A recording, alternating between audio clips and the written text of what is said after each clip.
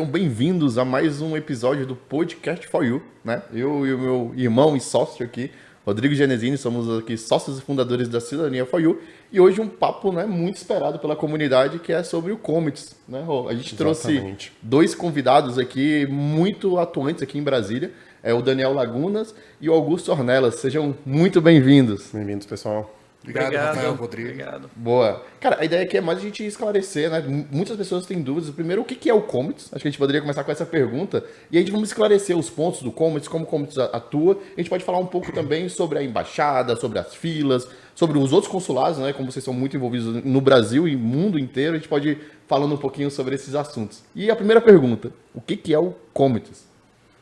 Bom, o Comites é um comitê de representação dos italianos no exterior. Toda circunscrição consular que tem um número mínimo de italianos residentes possui, então, um comitê responsável por essa representação. O Comites, ou como alguns mais antigos gostam de dizer, Comites, porque é uma sigla, né? Tem o papel de fazer uma ponte entre os cidadãos e o consulado, papel que está na lei que instituiu a existência dos comites. Não é um papel muito popular, frequentemente, com algumas interlocuções com alguns consulados, com outros mais, com outros menos. Mas também é um órgão que faz a difusão da língua e da cultura italianas naquele território. Esse é um papel mais conhecido, mais divulgado. Então, acontecem historicamente, por exemplo, eventos, feiras gastronômicas, entre outras coisas que divulgam a cultura italiana. Também a difusão da língua, seja algum tipo de curso, algum tipo de investimento, algum livro que possa ser publicado. Também história italiana, também pode ser uma iniciativa dos comites. E os membros são eleitos pela própria comunidade residente naquela circunscrição. Então é um processo eleitoral, aí são eleitos os membros daquele comites, e esses membros têm a opção de eleger os cooptados, que aí podem não ter a cidadania italiana reconhecida. Agora, aqueles que participam do processo eleitoral têm de ser cidadãos italianos maiores de idade. E quem ainda não teve reconhecido, e aí concluo aqui a minha apresentação dos comites,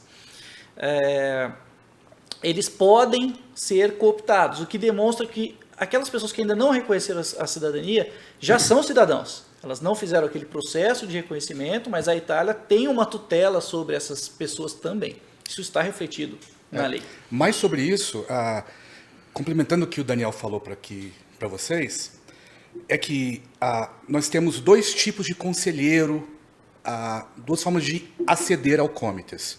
A eleição para cidadãos italianos residentes naquela circunscrição consular.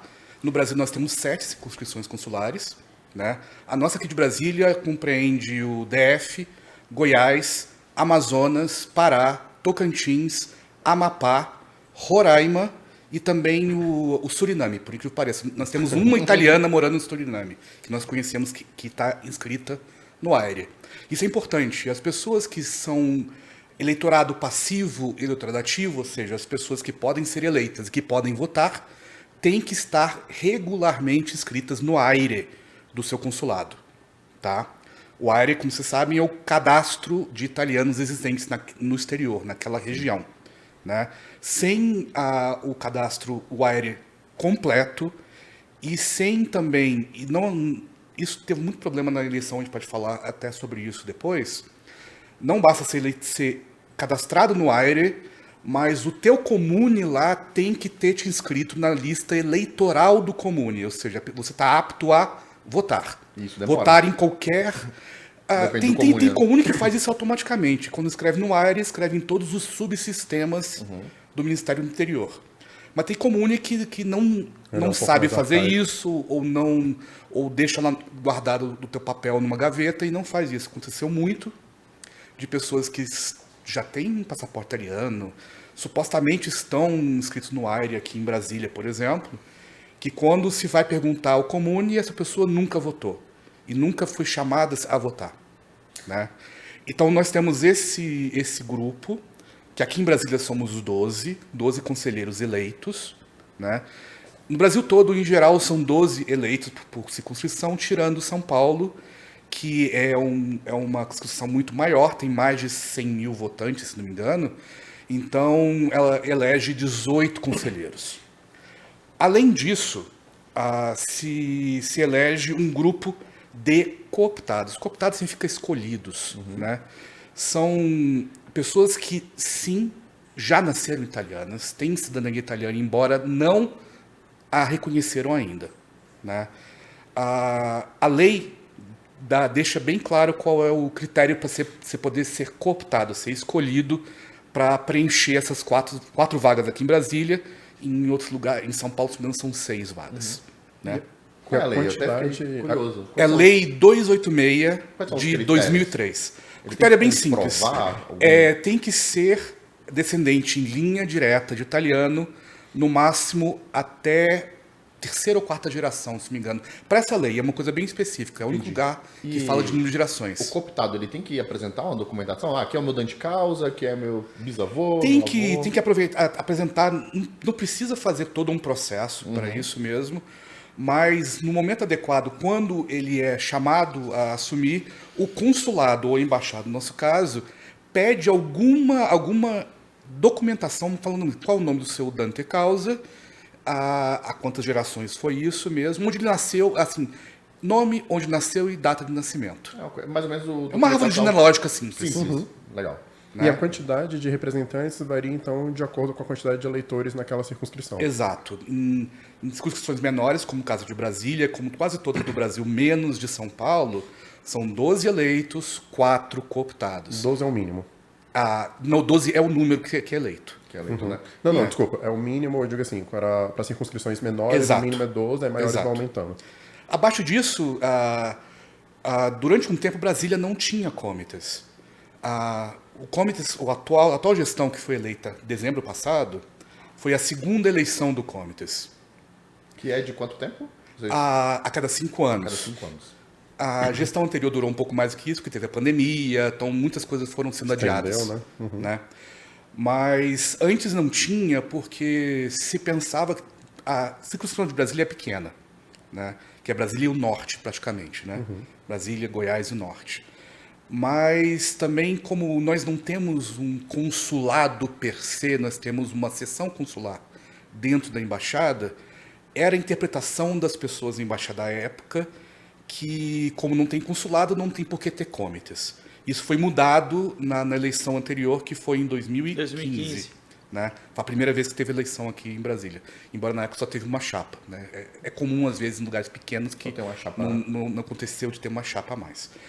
Mas, então é basicamente isso. 12 e 4, ou então 18 e 6. Então, vocês assumiram agora em dezembro de 2021. Correto. Exato. A eleição foi dia 3 de dezembro. 3 de dezembro, aí vocês assumiram. Aí a posse é em dezembro mesmo, é em janeiro. Foi 7 de dezembro, se não me Foi engano, em seguida. Foi em dezembro ainda? Não me lembro. 7 de dezembro. 7 de Tem dezembro. a primeira reunião, né? A prima Sim, seduta. Que é aí sim. quando nós tomamos posse lá na embaixada. Na Tá, embaixada vocês da vão lá Itália. na embaixada, tomam... É um processo com uma certa formalidade, inclusive. Participa Tem o um capo ritual, da né, Cancelleria estabelecido. Consular e tem lá, é feito elaborada a ata, inclusive elege-se o presidente, isso é importante, então o comitê tem um presidente, A cada comitê tem um... tem um presidente, tem um vice-presidente, tem um membro do comitê executivo, que no caso é este aqui, que está aqui do meu lado, e o secretário, que é o cara que sofre, que fica fazendo ata, que no caso sou eu. Entendi. Então já tem os papéis, isso é no mundo inteiro, já tem esses papéis Sempre funciona pré-definidos, assim. né? Isso está na lei do próprio comitês mesmo.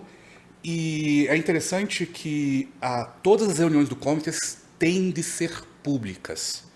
Então, São qualquer um abertas. podem participar. Por causa da Atualmente é pandemia, a transmitido. gente está fazendo de uma forma online mesmo, usando o Zoom ou o Google Meets mesmo. Elas têm que ser convidadas o representante do consulado, da chancelaria consular.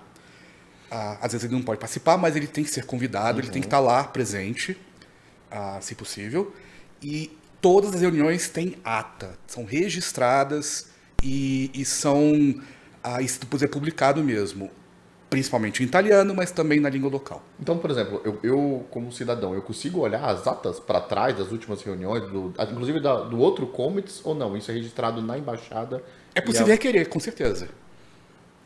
As atas ficam em posse da embaixada e do próprio Comites, né? Eu não conheço um Comites que coloque isso na internet, por exemplo. Teria que ser feita uma solicitação de acesso. Entendi. Mas é uma coisa a se pensar, né? Se não seria Não, algo para eu tornar não público. vejo, não vejo nada de que obste isso na legislação. E o que é exatamente. decidido exatamente assim? Por alto? Um exemplo da última ata, para quem está nos ouvindo ou nos vendo, no caso, né?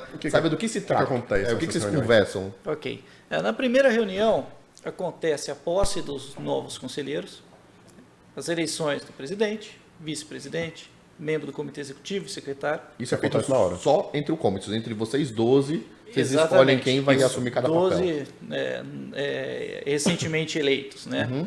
Isso é feito no dia de posse lá. No dia de no posse, dia 7. é uma Isso. primeira reunião. Isso. Essa primeira reunião, inclusive, tem uma ata na qual são registradas essas decisões. As atas do Comites, das reuniões ordinárias e das reuniões são feitas em língua italiana, dado que o Comites é um órgão de representação de italianos, não é um órgão de brasileiros com origem italiana, de brasileiros que gostam da Itália, não. É um órgão de representação dos italianos, então as atas são feitas em português, exceto, e aí acontece uma coisa interessante, uma ata que nós fizemos numa segunda reunião, que é para atender a legislação brasileira de associações. Então o Comites, como recebe um orçamento do Ministério de Relações Exteriores e de Cooperação Internacional italiano, precisa de ter um CNPJ, de ter uma estrutura, uma existência para gerir esses recursos. Então, a Lei de Associações Brasileiras tem as suas formalidades, registro em cartório da ata, essa ata é feita em língua portuguesa, seguindo todo o burocratês brasileiro, né? E essa ata, então, nessas pode surgir um novo nome, que é o tesoureiro, né? Que faz sentido que seja o próprio membro do comitê executivo e não uma outra pessoa, porque senão nós criamos também, mas não é incomum, às vezes acontece, eu pessoalmente não acho muito recomendável, você criar uma nova figura, que na legislação brasileira ele tem um papel executivo, sendo que na lei italiana ele não tem. Então, na minha visão, não faz muito sentido não ser o próprio membro do comitê executivo ou o vice-presidente que seja. Então, lá também se nomeia o tesoureiro, e com essa ata, que por conta das formalidades nós ainda nem terminamos de assinar, porque tem pessoas que são de Goiás, etc., e a ata vai passando pelos Correios, só com ela assinada nós conseguimos oficializar a mudança desses conselheiros, que ali na lei brasileira são associados, né? E conseguir mexer no dinheiro, conseguir ter acesso As contas brasileiras, etc. Exato. Entendi. Ainda não temos. Entendi. Né? Tem que fazer todo o processo burocrático brasileiro também. Mas isso a gente espera, possivelmente nessa semana, já começar a já ter acesso. Exatamente. Mas a pandemia pode ter também atrapalhado um pouco, Não, né? Até vocês se encontrarem para assinar. O que eu acho interessante é lidar com as duas legislações. Né? Entendi. Elas não conversam exatamente entre Nem um si. pouco. Tanto é que nessa segunda reunião já tinha ocorrido a posse com a eleição. Para a lei brasileira não aconteceu. Ela só acontece com essa ata porque os associados anteriores vão renunciar, no que não tem mandato, renunciar ao cargo de associado, à posição de associado, e os outros vão ser nomeados. E aí tem uma eleição de novo, mas só para atender a lei brasileira. Então essa ata, na verdade, ela passa por 24 membros. Passa pelos 12 anteriores e os 12 novos. Passa também, depende do número de gente que foi reeleita, né? sim. Se trocou sim. todo mundo, sim. E em Brasília? Mudou todo mundo? Como é que foi? Em Brasília nós temos, eu não sei o número de cor, mas a renovação foi grande. Acho que Sim. do comitês anteriores são 4 pessoas. 4 né? foram reeleitas, Quatro né? dos A 12. Quatro renovação- não, atualmente 3. 3. 3. Então, 3 pessoas. Foi uma renovação bastante grande. Esse movimento de renovação nós vimos bastante nessas últimas eleições. Em todo o Em Brasil. todos os comitês. Em todos. Eu vejo historicamente, no Brasil nós tínhamos uma estrutura, um pessoal, digamos, mais antigo, que tinha uma grande influência nesses órgãos. Tá? Com a internet, inclusive com esse trabalho que nós estamos fazendo aqui, as pessoas estão obtendo mais informação e estão buscando participar. Então nós temos um grupo de WhatsApp antigo aqui na Embaixada, nós fizemos uma manifestação contra a fila, na verdade contra a falta de informação sobre a fila na Embaixada. Foi quando mesmo? Que ano foi essa A última? manifestação acho que foi em 2017, se não me engano, por aí. Então é uma coisa antiga já. Sim. Por Já aí. tem algum tempo já, né? Então, mas isso por conta da internet, da capacidade organizativa que foi surgindo, pela informação, isso está levando a uma renovação. Nessas últimas eleições, por exemplo, a nossa lista aqui foi totalmente apolítica, Nós contamos, de fato, com o apoio do Tadoni e do Molossi, que tem ligação com o MAI, né, são coordenadores do MAI, mas a nossa lista não tinha ninguém do MAI. Era uma lista de pessoas... MAI é um partido italiano. Muito legal, bem lembrado. Vou explicar. Não, desculpa, o MAI é um partido italiano com origem no associacionismo argentino, né, o líder é o Merlo, mas aqui em Brasília não teve nenhuma ligação política. E agora, sem apoio dessas pessoas que sabem fazer, vencer a burocracia para conseguir registrar a lista, não é fácil. E como acho que todos que assistem esse podcast conhecem ou estão vindo a conhecer, a burocracia italiana não é simples. É extremamente e confusa também, né? Então, essa pergunta que você fez, por exemplo, que documentos a pessoa precisa de apresentar para mostrar que ela é de origem italiana? A lei não diz. Não é então, claro. sempre não é. E frequentemente... E aí cada commodity você vai ter que apresentar documentos diferentes. Acontece. Depende da cabeça do cônsul. Né? Exatamente. No mesmo comitês, em uma outra eleição que tem um outro cônsul, um outro responsável, a documentação pode ser diferente. E isso só reflete o que nós vemos em todos os níveis da cidadania italiana. A gente vê, enquanto uma pessoa que chega à embaixada aqui em Brasília, ela passa por um périplo de documentos e de coisas que tem que obter, assim, às vezes em cima da hora. Você vê que é uma pessoa da mesma família, às vezes, em São Paulo, ou em Curitiba, ou em Porto Alegre, tem uma experiência totalmente diferente. Outra documentação, outra regra, outro prazo, né? Outro tudo. Parece que até é outro tipo de cidadania, né? Porque a regra como você muda vê, completamente. vocês acompanham aqui, por exemplo, a pessoa, o cidadão italiano que quer fazer o seu passaporte, em São Paulo e no Rio de Janeiro podem apenas fazer uma ligação por vídeo chamada de WhatsApp. E nesses dois lugares, especialmente, está sendo muito tranquilo, em poucos minutos, às vezes poucas horas, se consegue marcar, às vezes, para o dia seguinte, para a semana seguinte. Enquanto, por exemplo, tem lugares que você tem que mandar um e-mail aqui em Brasília, assim, você manda um e-mail para pedir para marcar uma data. Isso pode demorar semanas ou meses para eles responderem. A comunicação com a Embaixada de Brasília, geralmente, né, a gente pega vários clientes que mandam e-mail para tirar dúvidas, assim, e geralmente não tem resposta. Não tem resposta. A maioria das vezes. Ou quando tem, tá no site. E no site não tem informação. Essa é a orientação do Ministério de Relações Exteriores e Cooperação Internacional da Itália. Se está no site, não responde. Isso, mas às vezes não está no site. O problema é que eles sempre respondem que está no site mesmo sem estar no site. Mas é uma coisa importante, a gente tem que fazer também um pouco do advogado do diabo aqui mesmo. Nós, como comitês, mesmo antes, quando nós éramos candidatos, também a gente tinha muito contato com a própria seção consular aqui de Brasília. E a gente ouvia também a reclamação do lado deles.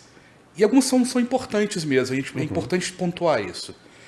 É que a maioria das pessoas que chega lá para requerer um serviço, cidadãos italianos mesmo, para fazer o passaporte, chega lá com tudo errado. Não sabe, né?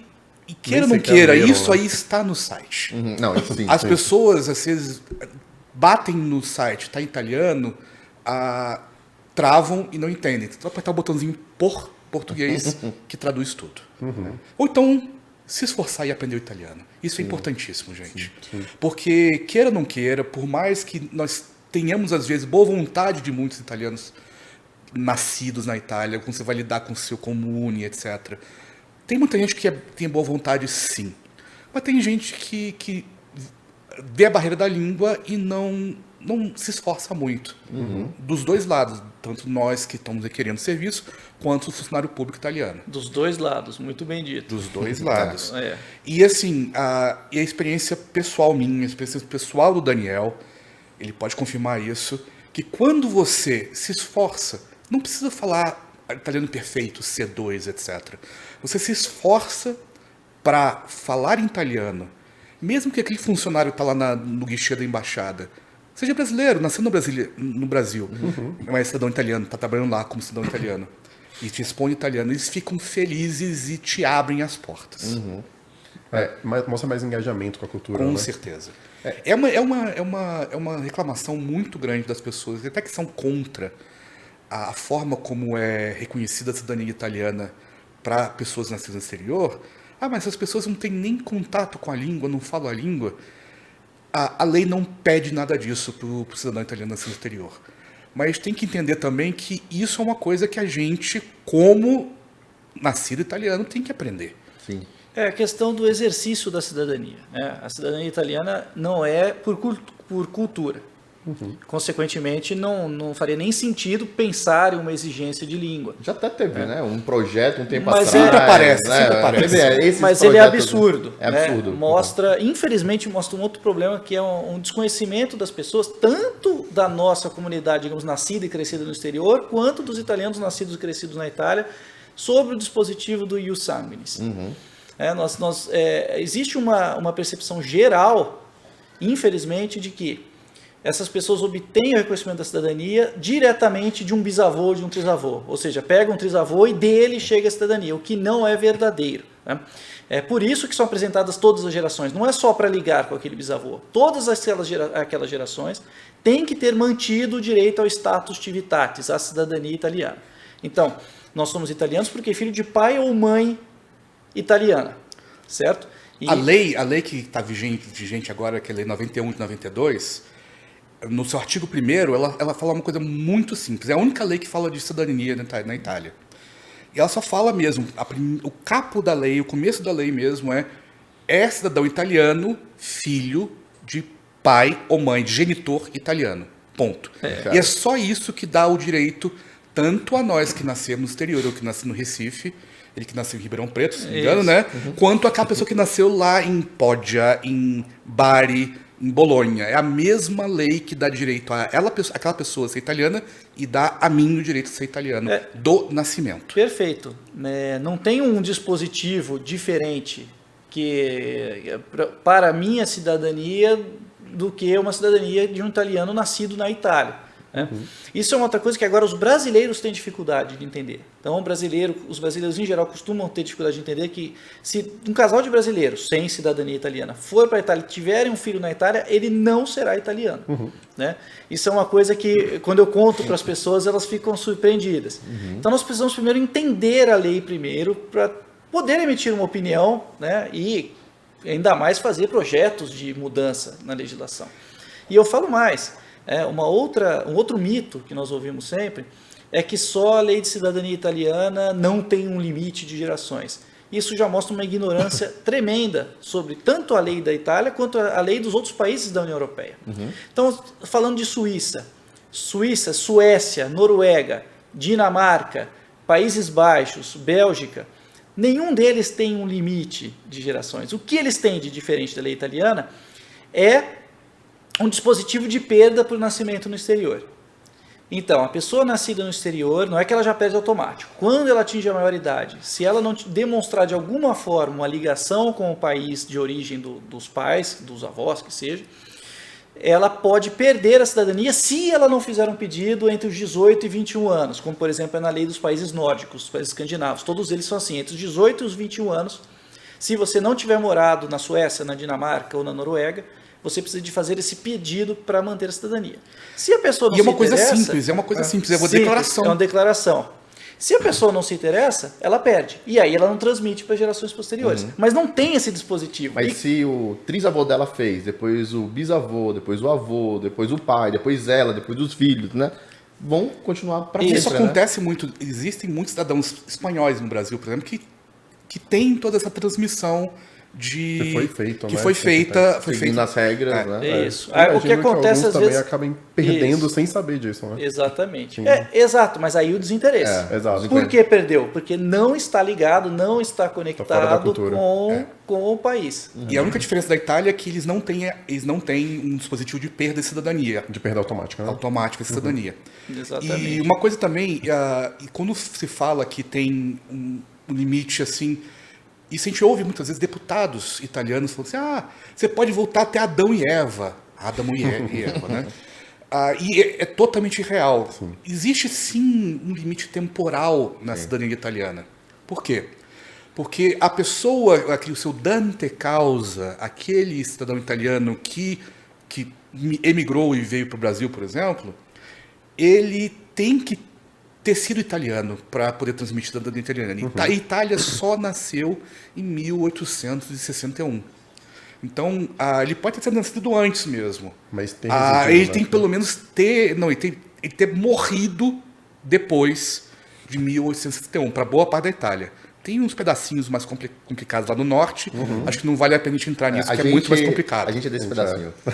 Somos trentinos, né? Então a nossa cidadania é de pedacinho, né? Então o nosso Dante, quando veio, ele não veio como italiano, né? Na verdade, a gente nem sabia disso, da regra, enfim, mas a gente conseguiu entrar A tempo. Eu, particularmente, acho um absurdo essa lei diferente para os trentinos, né? Toda a Itália... Os trentinos, os julianos, Exato. os dalmácios. Todas as regiões da Itália eram reinos pré-unitários. Então tinha o reino das duas Sicílias, o Ducado de Savoia, a Sereníssima República de Veneza. O Estado Pontifício. Os Estados Pontifícios. Bolonha, minha família de Bolonha era Estado Pontifício. Exatamente. Então eu acho um absurdo essa lei específica, porque foi um território que entrou depois na Itália, né? Então é uma coisa, para mim, completamente... É mais uma coisa assim, incompreensível. Tem todo um pedaço, se vocês olharem no mapa da Itália, ali passando por Trieste, que é bem na cantinho, na Veneza, subindo em direção à Eslovênia, a Croácia, e a etc. Croácia. Toda aquela região ali, você pode olhar, tem uma península, Istria, Istria, onde está de Pula, Dalmácia etc. e Fiume. Aquela região toda era italiana. Embora tinha também eslavos, daneses, conviviam entre si, tinham pessoas italianas vivendo com eslavos, como vieram depois eslovenos e croatas. Sim. Mas é uma região totalmente italiana, e se fala até hoje italiano lá. Essa região, esse assunto é pouco conhecido, mas eu acho que vale até a pena falar um pouco sobre isso. Quando essas regiões eram historicamente italianas, né? E, por exemplo, na cidade de Fiume, em 1943, 70% da população, cerca de 70% da população era italiana. Fiume é o nome italiano da cidade. Ela tem um nome croata. E o que aconteceu? Pouca gente sabe disso, vale a pena falar, tá? Esse povo, houve um movimento da formação da Iugoslávia, do movimento comunista de guerrilha da Iugoslávia. Eles expulsaram os fascistas da República Social Italiana e os nazistas da região em 1943, entre 43 e 45, né, entre 43 e 45. Aí, tudo bem, maravilha, estão expulsando aí os inimigos na guerra, mas fizeram um movimento de limpeza étnica. Então, muitos italianos foram assassinados sistematicamente nessas regiões e tantos outros foram expulsos. Alguns cálculos até mais conservadores, inclusive, digamos, no meio, né? Porque tem algumas pessoas que diminuem muito e outras que aumentam demais. Um cálculo no meio diz cerca de 300 mil pessoas que foram expulsas da região entre 43 e 46. Né? Nós temos um colega de Comites, que é nascido em Trieste, bem na divisa mesmo ali, o Max Lucic. O sobrenome dele soa croata, né? Lucic. Que é de família juliana, dessa região mesmo. Ele pode até um dia, se quiser, contar histórias dessa região mesmo, do que aconteceu mesmo. É uma coisa de história muito interessante mesmo. Isso que ele falou do Lucic foi já um movimento, tá? Durante o Império Austro-Húngaro, então você tinha um sobrenome Luci. O Império Austro-Húngaro, quando a Itália foi unificada, olhou para aquilo e foi um problema, porque várias dessas regiões queriam se unir ao reino da Itália. Então começaram um processo de eslavização já na época do Império Austro-Húngaro. Pegaram sobrenomes italianos e colocaram T no final. Então provavelmente a família dele era Luci, aí virou Lucic. Quando foi a formação da Iugoslávia, piorou. Então o italiano, os que sobraram, né, a maioria foi expulso ou assassinado. Os que sobraram iam ao cartório e falavam, não, qual é o nome do seu filho? Giovanni, Josip, entendeu? E aí mudaram de novo o sobrenome. Agora, em vez de ser com CH no final, que foi feito no Império Austro-Húngaro, com C cedilha com o mesmo som. Então mudaram os sobrenomes e os prenomes e os nomes das pessoas. Eu gosto de falar isso porque eu penso, eu tenho como ideal assim, de atuação nessa questão da cidadania italiana, uma identidade nossa, de italianos no exterior. Defendo muito o aprendizado da língua para que as pessoas possam exercer a cidadania, participar da vida política e social na Itália, mas também defendo que nós conhecemos a nossa história, que nós italianos também sofremos perseguições, né? E esses italianos que fugiram, e finalizo aqui, chegaram na Itália, o que aconteceu? O pessoal lá, os partigiani italianos, falaram, estão chegando os fascistas lá. O pessoal foi expulso da terra deles, 300 mil pessoas, e foram em alguns locais da Itália muito mal recebidas. Faço um paralelo aqui conosco também. Né? E hoje, quem mora lá nesses territórios, que são as minorias, que agora são minorias italianas, eu vi hoje uma entrevista com uma família. Ele falou, eu não me sinto croata, eu me sinto italiano. Eu vou para a Itália, não sou reconhecido como italiano.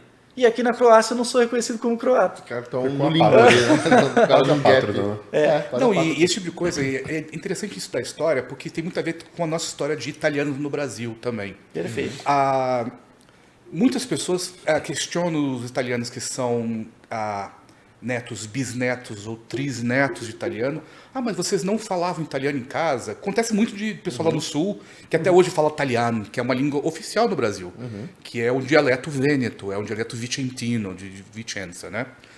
Mas tem muita gente que não fala. Mas por que aconteceu isso? Aconteceu principalmente durante a Segunda Grande Guerra mesmo. O italiano, junto com o alemão e o japonês, foram proibidos por muita gente. E as pessoas, né? Ícone, sim, todo mundo aqueles cartazes são meio apócrifos, mas de fato existiu muito localmente em várias cidades movimentos para discriminar pessoas que falassem italiano. Então tem muita gente mesmo, meu bisavô mesmo, minha avó é filha de pai e mãe italianos, na mesma região mais ou menos da Emília-Romanha. Eles já um pouco mais velhos, com os filhos um pouquinho mais velhos, eles pararam de falar italiano com os filhos. Que isso não estava ajudando eles a terem emprego, ajudar eles a crescerem, etc. Começaram a falar em português em casa. Muito alto, Né? É por essa razão que muita família não fala italiano até hoje. Sim. Tirando aqueles bolsões que nós temos em Santa Catarina, Rio Grande do Sul, que até hoje não tem diferença nenhuma de uma pessoa lá do meio do Vêneto para a pessoa que está ali. Eles se falam e entendem perfeitamente. Sobre, vocês tocaram no assunto lá do Trentino, uma coisa que eu concordo também, que essa lei não faz sentido, enfim. E uma coisa que eu sempre vejo é que sempre ano de eleição, né, não de comités, mas de deputados, sempre vem à tona, né, a lei trentina que vai voltar, que vamos tirar, vai ficar permanente. E aí terminou a eleição, some. Evapora. Isso aí é o seguinte, nós até unimos as coisas que nós estamos falando aqui. Existe uma busca por que menos pessoas possam fazer o reconhecimento. É uma busca forte, seja com a criação de filas, com dificuldades burocráticas, com teses para que o seu processo judicial vá para a segunda ou para a Cassazione. Por quê? Porque a comunidade aqui é muito grande, o potencial de pessoas que possam ser reconhecidas. Se diz até 30 milhões, a gente não sabe qual fonte desse número. Mas... Exatamente, mas eu acho um número exagerado, né? Assim, porque vamos supor que sejam 30 milhões mesmo de pessoas que sejam descendentes de italianos. Quantas delas vão atrás, quantas delas vão achar a documentação, quantas vão ter o orçamento para fazer isso, vão ter o interesse. Não é uma pressão tão grande, nem para a Itália, nem para a Europa, por exemplo. Eles usam muito, assim, os inimigos das nossas comunidades usam muito esse número para causar Nossa, vai ter... 30 milhões de brasileiros com cidadania italiana na Europa. E eles vão eleger o parlamento inteiro, né? Vão ter um número assim, vão ter um número de cadeiras no parlamento. Mas aí entra a questão, de novo, da língua. Se as pessoas aprenderem a falar italiano, e aqui fica o apelo para que as pessoas aprendam... não é uma língua difícil, gente. E não precisa, não estou dizendo falar fluente, perfeito, com pronúncia standard, de gramática, aprender passato remoto. Conseguir se comunicar. Né?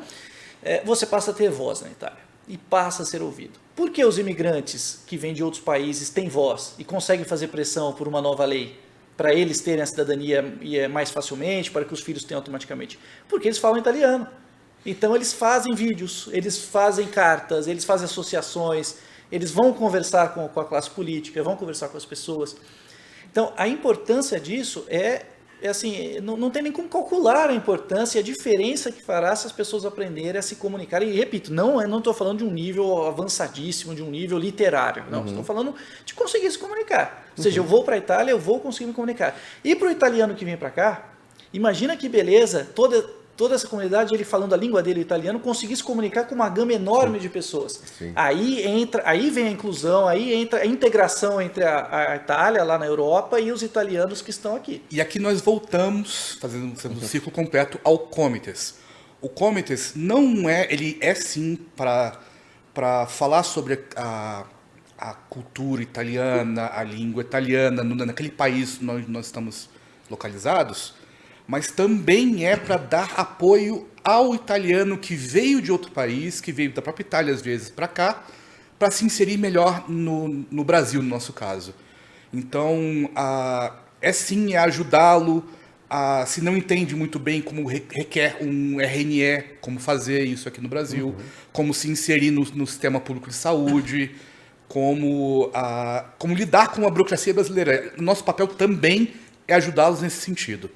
Não é só do cidadão reconhecido, nascido no exterior, voltado para o poder público italiano, mas também para o cidadão italiano de qualquer lugar do planeta vindo aqui ter um ponto de referência. Ele é bilateral, né? E nesse momento, às vezes, de pandemia, de conflitos que podem estar surgindo em vários lugares, eu vou dar um exemplo bem claro, embora a gente não é o tema da gente aqui mesmo, com a guerra que está acontecendo lá no leste europeu, os comitês de Moscou, de Varsóvia, de vários lugares ali perto mesmo, de Bucareste, eles estão ajudando, sim, os cidadãos italianos que estão fugindo da Ucrânia.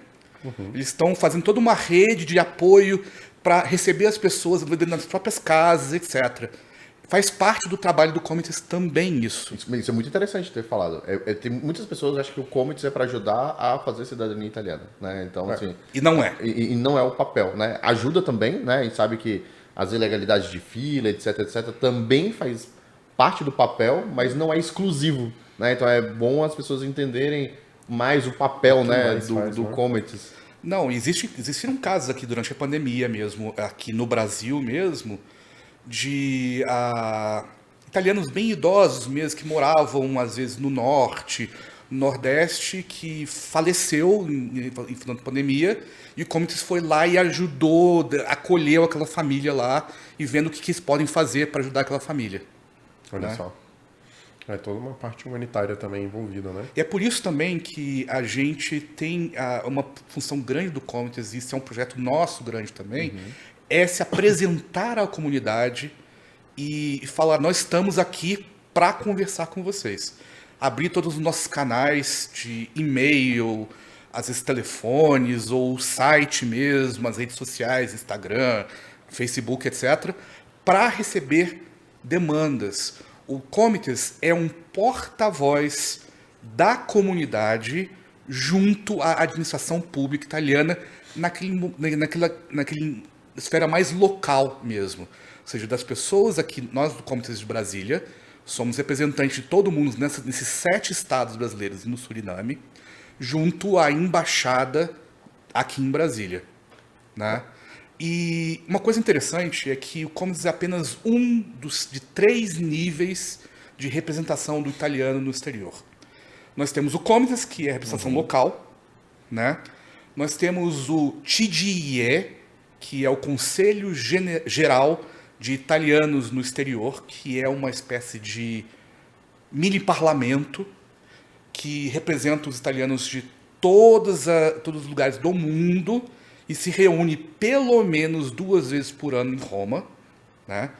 Esse TGE, ele não é eleito diretamente pelas comunidades, ele é eleito de forma indireta. E nós vamos ter uma eleição, a eleição aqui no Brasil vai ser dia 9 de abril, então daqui a pouco. Já tá aí. Né? Como é que funciona?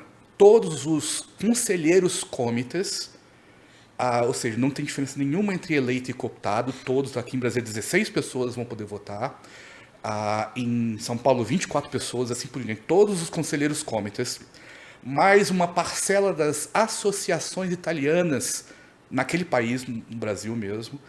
A lei fala um número específico, se não me engano vão ser 50, 45, 50 votos. Né? Todos vão se reunir numa Assembleia País, que se chama, em italiano Assembleia Paese, e vão ver as candidaturas que vão ser apresentadas e votar naquele momento. E o Brasil, esse ano, ao contrário da última eleição do TGA, que foi em 2015, nós passamos de 3 para 4 cadeiras nesse conselho. Isso é uma redistribuição baseada no número de italianos naquela circunscrição.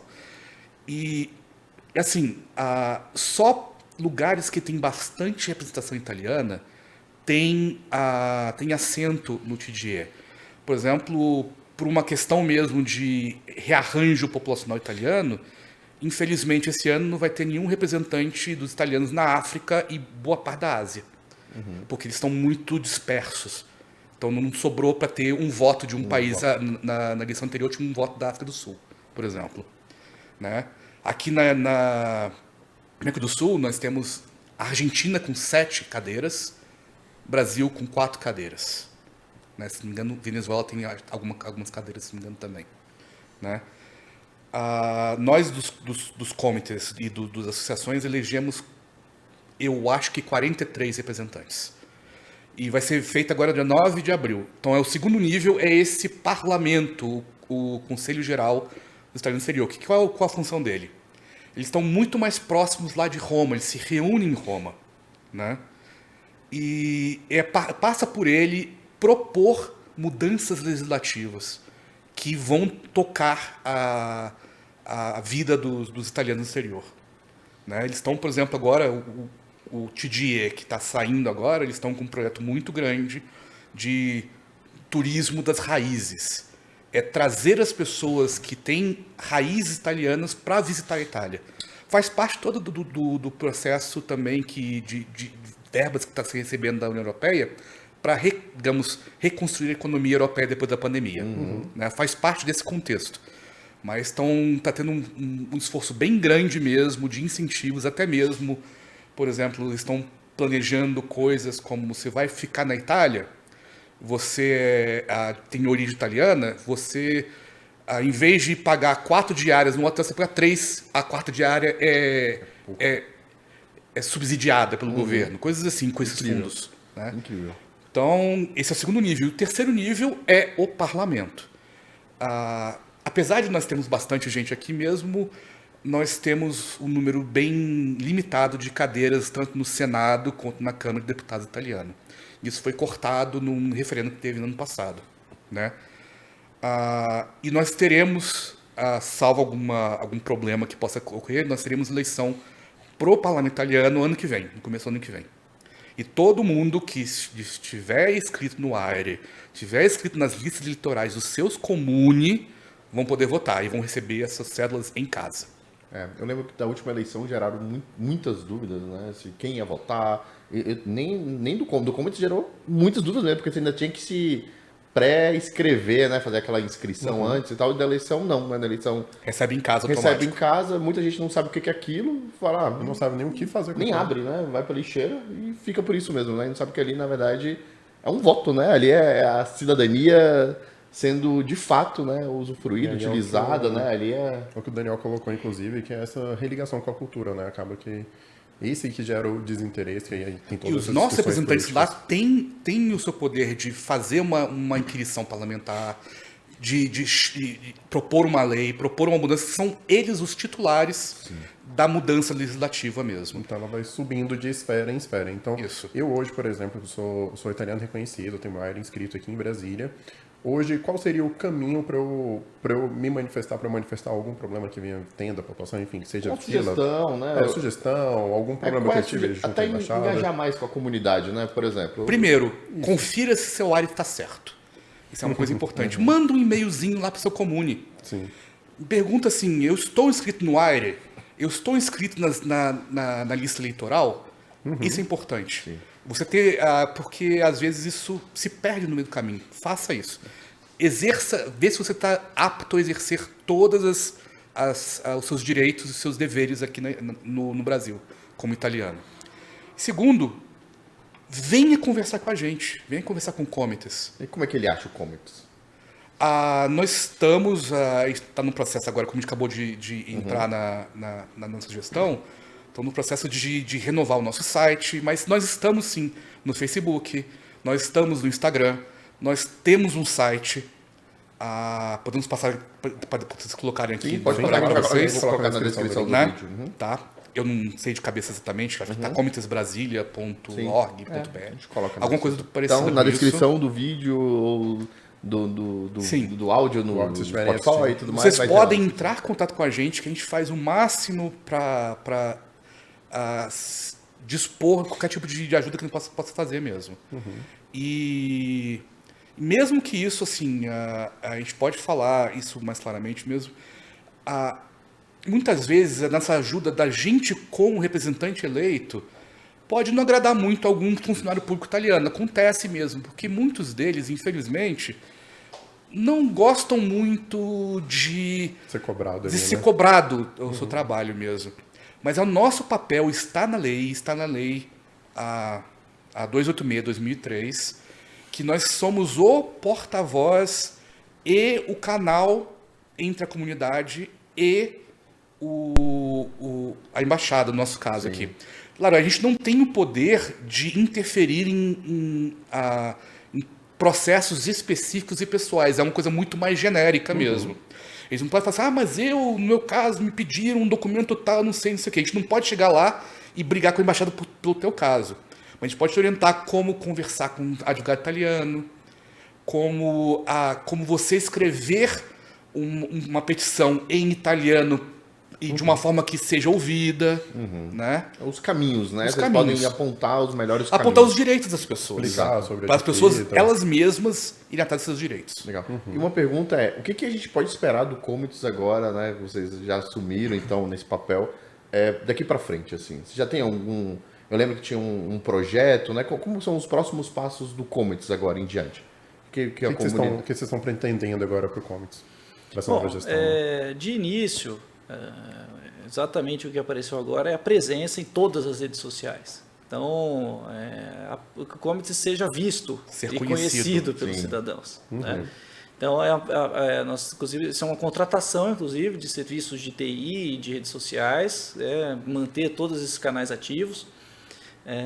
Já existiam sites, acho talvez um perfil no Instagram, mas era uma coisa pouco atualizada, pouco utilizada.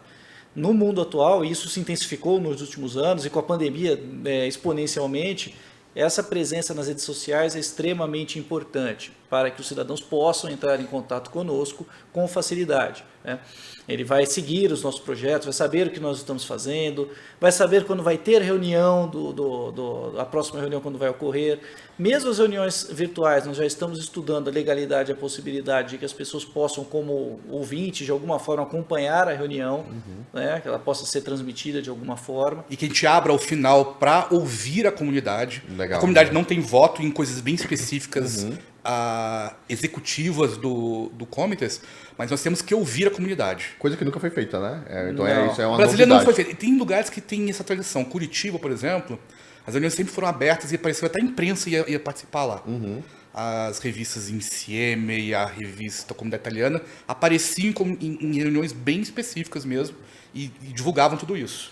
Eu acho que a grande diferença que nós esperamos imprimir nessa gestão é realmente fazer o papel do Comites, né? Infelizmente, frequentemente, sobretudo no Brasil, mas não só no Brasil, alguns conselheiros de alguns locais e algumas situações acabam usando isso apenas como uma forma de prestígio pessoal e às vezes até para vender serviços de cidadania, o que é completamente descabido, né? Esse é um papel para servir a comunidade. Então, a nossa grande busca é que a comunidade se sinta servida, se sinta representada, consiga ter acesso, consiga participar e fazer todo o papel de difusão da língua italiana. Do meu lado, eu sempre vou focar, da minha parte, né, agora que eu sou apenas um dos conselheiros do Comites, mas eu defendo um grande foco em língua italiana. Né, todo o esforço possível para que as pessoas possam ter mais contato e possam ser incentivadas, tenham campanhas nesse sentido para que busquem um conhecimento de língua italiana. Repito, vamos falar isso ad nauseam, não estamos falando um italiano fluente, mas um italiano que você consiga se comunicar, consiga se virar, como dizem, e principalmente entender. É uma língua que vem do latim também. Né? Ou italiano cavarsela, se virar. Tem isso, pode saber uma expressão ou outra, um cavarsela, né, etc. Mas se virar em italiano. Mas é uma língua nova e latina. Então, assim, eu me surpreendo. Aí dizemos que o problema das duas partes. Tem má vontade, muitas vezes, da administração pública, mas também do requerente. Então, tem um texto em italiano com um mínimo de estudo, você já consegue entender mais ou menos 70% de um texto por conta da nossa língua Da portuguesa. familiaridade, né? Exatamente. Existe uma semelhança muito. Não é chinês, não é árabe, né? Que aí você vai olhar para aquele texto com outro alfabeto, não vai entender Todos absolutamente os nada. sites do governo italiano no exterior estão sempre em italiano e na língua local. Sim. Sempre. Sempre. E o nosso site também do Comites vai estar, sim, em português e italiano. Legal. Exatamente. Então a Exatamente. língua não pode ser uma desculpa, né? Não pode para buscar informações no site, mas muitas coisas não estarão em português. Então, leis, Sim. comunicados, isso que nós estamos falando, né? De estar em contato com o Comune para saber se a inscrição no AIRE está ok, para saber se está escrito na lista eleitoral. Se você não consegue se comunicar, você não consegue conversar com o oficial do Comune. E a nossa intenção, como Comites mesmo, preparar uma série de material para facilitar alguma dessas coisas. Por exemplo, nós podemos sim colocar modelos de como falar com o seu Comune para pedir uma certidão, como falar com o Comune para verificar o seu AIRE, como pedir um certificado de cittadinanza, que é uma coisa que confere, que fala que você está realmente tem cidadania.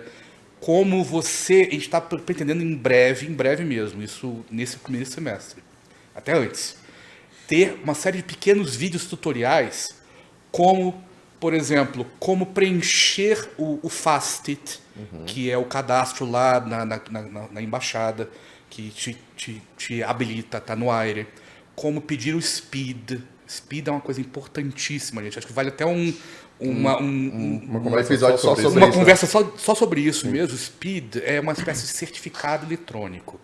É mais ou menos como as pessoas têm um certificado aqui da CertiSign, da Serasa, etc., né?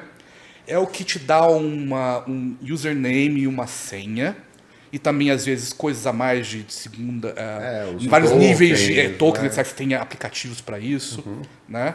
Para você digitalmente ter direito a fazer suas coisas eletronicamente na Itália. Itália é um país, infelizmente, muito atrasado digitalmente. Muito mais que o Brasil. O Brasil está anos-luz à frente nesse sentido. Seja na justiça brasileira, seja no poder público brasileiro. A gente faz muita coisa atualmente com o aplicativo. Eu faço quase tudo no Detran pelo aplicativo. A Itália não tanto, mas a Itália está se esforçando nesse sentido. Tanto que a partir de, se não me engano, novembro do ano passado, se você tiver SPID, ou seja, essa senha, essa identidade digital mesmo, você pode entrar no sistema do Ministério do Interior e ter acesso, sim, a certidões suas e da sua família, do seu nascimento italiano, do seu casamento italiano. Vai poder fazer uma que chama de declaração, como é que chama mesmo? Autocertificazione. Que é uma espécie de declaração de próprio punho, que você Isso. fala, eu sou italiano, eu faço isso, tal coisa, isso vale como uma coisa oficial.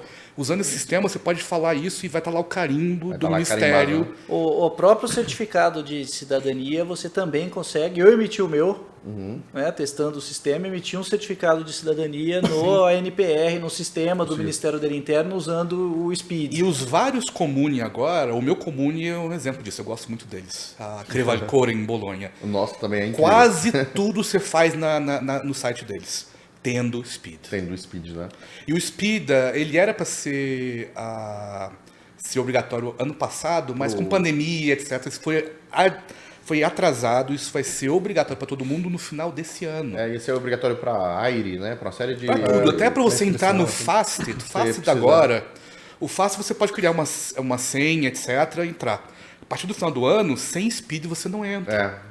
O SPID tem uma dificuldade por conta dos cidadãos no exterior. Imagina a pessoa que fez o processo judicial, como ela vai fazer para conseguir se inscrever no AIRE, se ela não pode fazer o SPID só com a sentença. Tem algumas questões. Que tem que ser melhoradas ainda, não está resolvido ainda. Isso. Mas eu imagino que resolvendo esses problemas o saldo é positivo, né? Nós vamos ter uma dificuldade com o SPID, mas aí passando esse obstáculo, todo o resto fica mais fácil. Sim. Então, fazer inscrição no AIRE, pedir para votar na eleição do Comites, como eu tinha o SPID, eu não tive que imprimir papel, assinar na caneta, digitalizar e subir no sistema. E São Paulo, Entendeu? eles fizeram um piloto de eleição digital para o Comites. Não valeu, eles fizeram só para testar mesmo. Então vai poder As votar. pessoas que tinham o Speed votaram no site. Faz muito sentido, né? Sim. Isso. É, Então, aliás, Eu não digital. espero que isso vai estar funcionando na próxima eleição do parlamento. Isso é uma coisa que a Itália vai demorar ainda. Ela está engatinhando.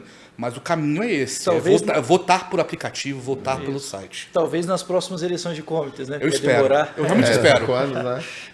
E por falar em E o coisas, Speed é uma coisa que você precisa atualmente, precisa ter o passaporte eletrônico, passaporte recente, e o códice fiscale, que é o Com o CPF, comprovante de ter o códice fiscale, que às vezes É. a pessoa tem, mas não tem um comprovante. que é uma coisa que atualmente tem melhorado muito. A embaixada, você mandando e-mail, em alguns dias você consegue, você sendo cidadão italiano, eles te mandam o formulário, você preenche, eles te mandam o certificado de atribuição do código fiscal. Mas o saldo, repito, vai ser positivo, né, na minha visão, porque tudo isso mais rápido, menos burocracia. Eu corrigi dados do meu casamento no sistema usando o Speed, que estava faltando o nome da minha esposa, a data de nascimento. Eu pedi online, tudo online, com o conseguiu Speed. resolver. Resolveu, em 2 dias estavam corrigidos os registros no Ministério da Interno. Legal. Então a gente vai criar isso nos próximos semanas e meses, uma série de pequenos vídeos mostrando como preencher, porque a burocracia italiana é pazzesca, é maluca mesmo. Você saber que colocar em cada pedacinho do formulário, que preencher, como fazer isso, como tentar escolher o seu provedor de Speed, etc. Mas não só Speed, mas como fazer o código fiscal, como requerer o passaporte, como uma série de coisas dos seus direitos e deveres como italiano, como você exercer melhor. A gente vai fazer uma série de vídeos tutoriais e jogar em todas as redes sociais. E isso vai ser muito interessante, porque eu lembro que, enfim, quando teve esse problema, né, ano passado, que ia ter o Speed obrigatório para a Wire, e aí realmente tinha muita gente, na tecnologia chama de deadlock, né, que é quando os caminhos Não travam, consegue passar. que, por exemplo, eu preciso do passaporte para poder fazer o Speed, mas Preciso eu do Speed preciso... pra fazer passaporte. mas eu preciso estar com o Wire atualizado, e para atualizar o Wire eu preciso do Speed, e aí pronto, eu não conseguia nenhum dos dois.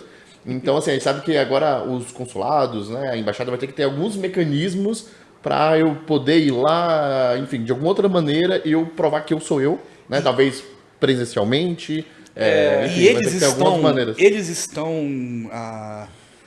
nem tudo é reclamação da gente. Eu tenho visto mesmo que a prestação italiana aqui no Brasil tem trabalhado bastante mesmo para resolver uns problemas. Por exemplo, para fazer o Speed, uma das formas é fazer pelo correio italiano, a Poste, né? Poste ID, que é o aplicativo. E para isso precisa receber um SMS no seu celular brasileiro. E até pouco tempo atrás isso era quase impossível. Até mesmo a TIM, que é uma empresa italiana, não recebia. Só a Vivo recebia, na verdade. Por algum motivo. Aí, por pressão mesmo nas empresas brasileiras, a Claro, a TIM e a Vivo estão começando a receber bem. Entendi. Tá a Vivo facilitando. recebia e não era sempre também. Não era sempre. Agora, eu tenho visto que o gargalo está sendo em outro lugar, não no SMS. O SMS está chegando.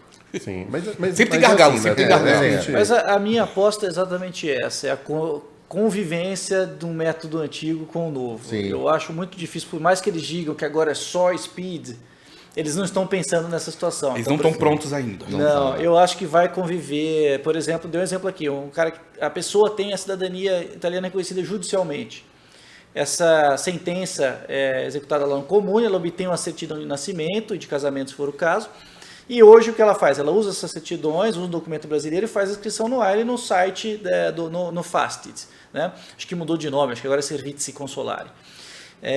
Se precisar de Speed para acessar o Servizi Consolari, Não sai. Impossível. entendeu? Então, existem algumas coisas de difícil solução, que são casos bastante específicos aqui, que não são problemas lá na Itália. Então, as pessoas que estão pensando nisso lá não conhecem essa realidade, não têm muito contato com ela.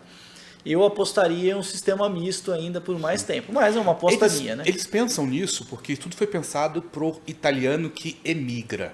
É um italiano que nasceu na Itália, que assim que nasceu foi emitido o Códice Fiscale dele, Já foi tem emitida a tudo, né? Tessera Sanitária, que é um nosso documento eletrônico, é um cartãozinho que tem chip, que está dentro do Códice Fiscal, está o número de usuário do serviço de saúde, tá uma série de coisas que é um documento que você pode, com leitor de cartão, fazer tudo com ele. Tem carta de identidade digital também. E assim, a pessoa com uma Tessera, carta de identidade digital, que todos os italianos que moram lá têm, Faz tudo, né? faz tudo, inclusive o Speed é facílimo de fazer com isso aí.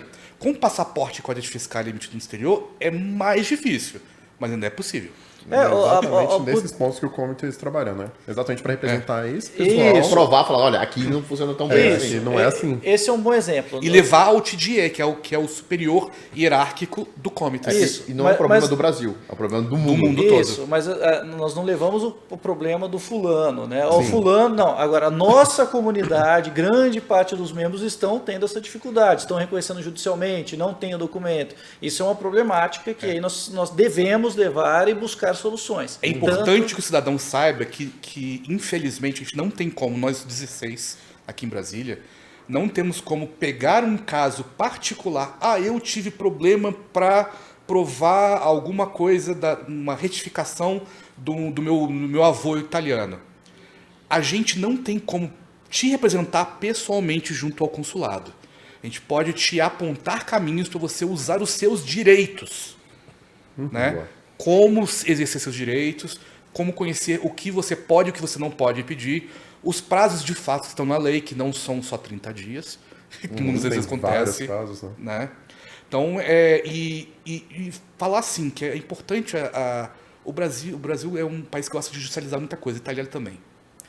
É importante muitas vezes, sim, você chega bate numa parede e não tem como fazer, você conversar com um advogado italiano, porque os advogados italianos têm muito poder até mesmo de abrir portas, até de escrever um solecito, escrever uma diffida e fazer aquela coisa, aquele obstáculo sumir. A gente já resolveu várias coisas aqui na embaixada com diffida. Então não precisou judicializar, mandou uma diffida através de um e-mail PEC e conseguimos resolver. Até mesmo aumento de prazo, às vezes o cliente chegava, tinha um prazo a gente já pegou o caso que era uma semana para ele retificar uma documentação, né? Então assim, era um prazo completamente impossível, e aí com bom senso, um e-mail bem escrito pelo advogado, em italiano pelo advogado italiano, também estou falando sempre de advogado italiano, conseguimos postergar esse prazo e cumprir algumas regras.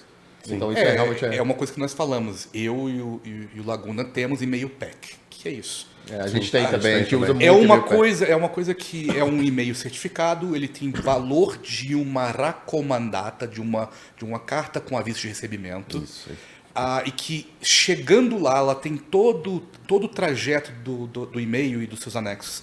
É registrado hora, minuto, segundo, e tem um protocolo. Aquilo ali, o órgão público italiano recebe, ele não pode ignorar. Não pode fingir que não recebeu, né? Ele tem que responder. Senão existe toda uma série de coisas dentro da hierarquia deles mesmos que os compelem a responder. Qualquer pessoa, né, pode criar. Pode ser. As pessoas que são personagens liberais, às vezes, que lidam muito com a Itália, algum advogado brasileiro italiano faz isso, uma pessoa que trabalha com isso, tem que lidar muito com o governo, vale a pena. É um investimento, é pago. Uma taxinha, não lembro, acho que eu pago... É uns 10 euros por ano. É muito barato, você paga uns 10 euros por ano. Tem algumas operadoras, igual tem o Gmail, Yahoo, aí vai ter lá o Aruba, vai ter umas outras operadoras. E você recebe no celular, tranquilo. Tem aplicativo. Mas é impressionante como o e-mail PEC tem uma força, tá? Não tem nem comparação com o e-mail ordinário.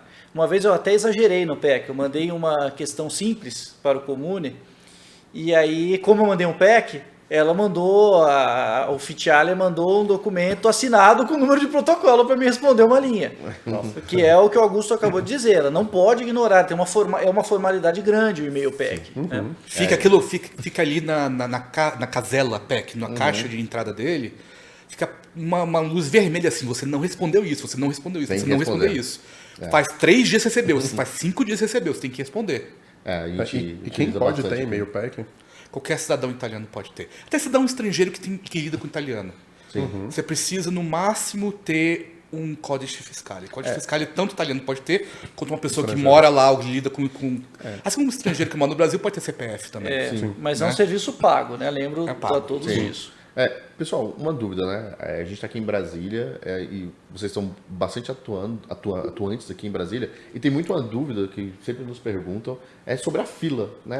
A pandemia. A gente viu que tinha um processo antes da pandemia que a embaixada estava acelerando muito, assim, chamando 3 anos em um ano, 4 anos em um ano, estava acelerando. Óbvio, né? A gente não gostava muito da estratégia, né? Que chama todo mundo, dá um prazo... Um mês para apresentar toda a documentação, não apresentou, ok. Se inscreve na fila de novo, boa sorte. Mas eles estavam eliminando a fila, então muitas pessoas que nos procuravam falaram, olha, eu fui convocado já tinha tempo, já tinha passado, eu fui convocado em tal ano, e agora o que eu faço? A gente, cara, se inscreve de novo na fila.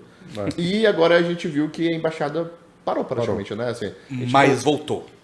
Eu vi que teve... Mas tem um ponto importante aí, tá? A fila de Brasília, sendo bastante claro que até teve uma manifestação por conta disso, ela era uma caixa preta. Ninguém sabia que ano estava sendo convocado. Não tinha número de protocolo, não tinha nada. O movimento começou digamos, as pessoas se revoltarem contra isso em 2015. Tá? E a grande questão não era nem tá longa a fila, não. Nós não sabemos. Não sabemos a fila. Não sabemos quem está sendo convocado, que ano está sendo. E-mails perguntando sobre isso não eram respondidos. Tá? E havia denúncia, sim, naquela época. Se eu via via pessoas mais influentes no Brasil que de repente eram chamadas e fazia facilmente. Acontecia. Existia uma falta de transparência grande. Tá? E isso melhorou. Né? E aí começaram aquele movimento de convocações em massa, porque estava parado, ponto final. Só que teve um efeito colateral dessa convocação. Qual foi? Mais pessoas começaram a entrar na fila. Então, em 2015, nós temos um grupo grande de WhatsApp, os números de protocolo de novembro eram menos de 200. E é número progressivo. Então, você tinha lá 200 pedidos por ano em 2016, 2015, 2016. Em 2017 aumentou um pouco. A partir de 2018, esses números saltaram de forma voraz. Né? Hoje não a níveis de São Paulo, mas não está 200, está 400, 500. Isso, mais que exatamente. Triplicou, quadruplicou. Então, isso pressiona mais a embaixada também, né? Que mantém os mesmos recursos. Aí o lado da embaixada também, realmente... Eles têm um problema muito grande mesmo de pessoal. Lembrando que o recurso ele é destinado e se mantém, né? Mudar esse recurso para a embaixada não é tão simples. Não, e pior... Você fez concurso público para funcionário. A pessoa que pode fazer o reconhecimento, ela tem que ser de carreira. Então, por mais que a embaixada possa usar a taxa de 300 euros para contratar o pessoal local só pode dar apoio. Então, hoje a embaixada tem apoio, de fato contratou apoio. Então, a pessoa hoje está indo apresentar a documentação, não tem sido recebida pelo responsável pela análise, mas por uma outra pessoa que recebe, acolhe a documentação, faz uma pré-análise, traz dá uma primeira olhada. Mas isso não resolve, porque essa contratada, por exemplo, não pode fazer o reconhecimento. Tem que ser o cara de carreira, tem que ser... Exatamente. Melhorou, tá? Não vamos dizer que não tem efeito, melhorou, mas não resolve. Então aí entra a questão política que nós falamos no começo. Se nós não temos voz lá na Itália, não estamos sendo ouvidos, né? Somos mudos, né? Eles não vão mandar pessoal de carreira para cá, vão mandar para outros locais. Sim. Inclusive, e cito aí um exemplo, a Argentina. Na Argentina tem mais pessoas de imigração recente, que vieram depois da Segunda Guerra Mundial. E a Argentina, tirando alguns problemas gargalos, tipo Rosário, por exemplo, a Argentina reconhece a cidadania assim, muito a produtividade rapidamente. Tanto é que eles têm mais cidadãos registrados no área do que o Brasil, sendo que o Brasil tem muito mais pessoas que poderiam reconhecer. A Argentina tem praticamente o dobro de italianos registrados no área. É um grande exemplo. Por que essa diferença? Essas pessoas de imigração recente falam italiano, ou pelo menos têm uma ligação ainda com famílias italianas. Sabem brigar pelos seus direitos. Brigar, né? Exatamente. Elas são ouvidas, elas usam a linguagem e a língua corretas, têm os meios. Então, vejam a importância de também nós todos, como cidadãos, mudarmos esse paradigma também do nosso lado. Sim. Isso. Então, e existe, tem muito também uma questão do personalismo na administração pública italiana. Porque, dependendo da pessoa que está lá com o carimbo na mão, a coisa anda, a coisa não anda. A gente vê isso aqui no Brasil com a troca de cônsules, muito mesmo, quando São Paulo, durante uma época, foi extremamente complicado, entrou o Filipe La Rosa lá e fez uma revolução lá, realmente começou a andar muito mais. Eles têm um nível de demanda lá que é tranquilamente 10, 20 vezes maior que Brasília. Né? Coisa assim. E mesmo assim, eles estão serviço é mais ágil, né? conseguindo Tá andar. saindo. Mas, enquanto tem gente que, infelizmente, a gente tem que falar, é obstrucionista, sim. Né? E nós temos um exemplo muito bom de um cônsul que foi aqui do Brasil, foi no Porto Alegre. Nicola Occhipinti. Ele revolucionou Porto Alegre. Né, E ele saiu, voltou à fila. voltou à fila de uma forma absurda. E ele foi para trabalhar, se não me engano, ele é cônsul-geral em Caracas, na Venezuela. E Isso. Caracas, do nada, tá fazendo cidadania em 15 dias. Ou seja, gestão. Eu acho que é um problema muito parecido com o do Brasil, né? Que o Brasil às vezes tem até pessoas e tudo mais, mas falta um pouco de gestão. Caracas, Boa vontade. Venezuela tradicionalmente é um ponto de bastante imigração italiana no século XIX. Né? Muitos desses italianos que foram para a Venezuela vieram para o Brasil também depois. Né? Eu conheço uma família daqui de Brasília que é o caso disso. A Brasília não, ele é de Roraima. Tá? Mas eu conversei com ele para disso.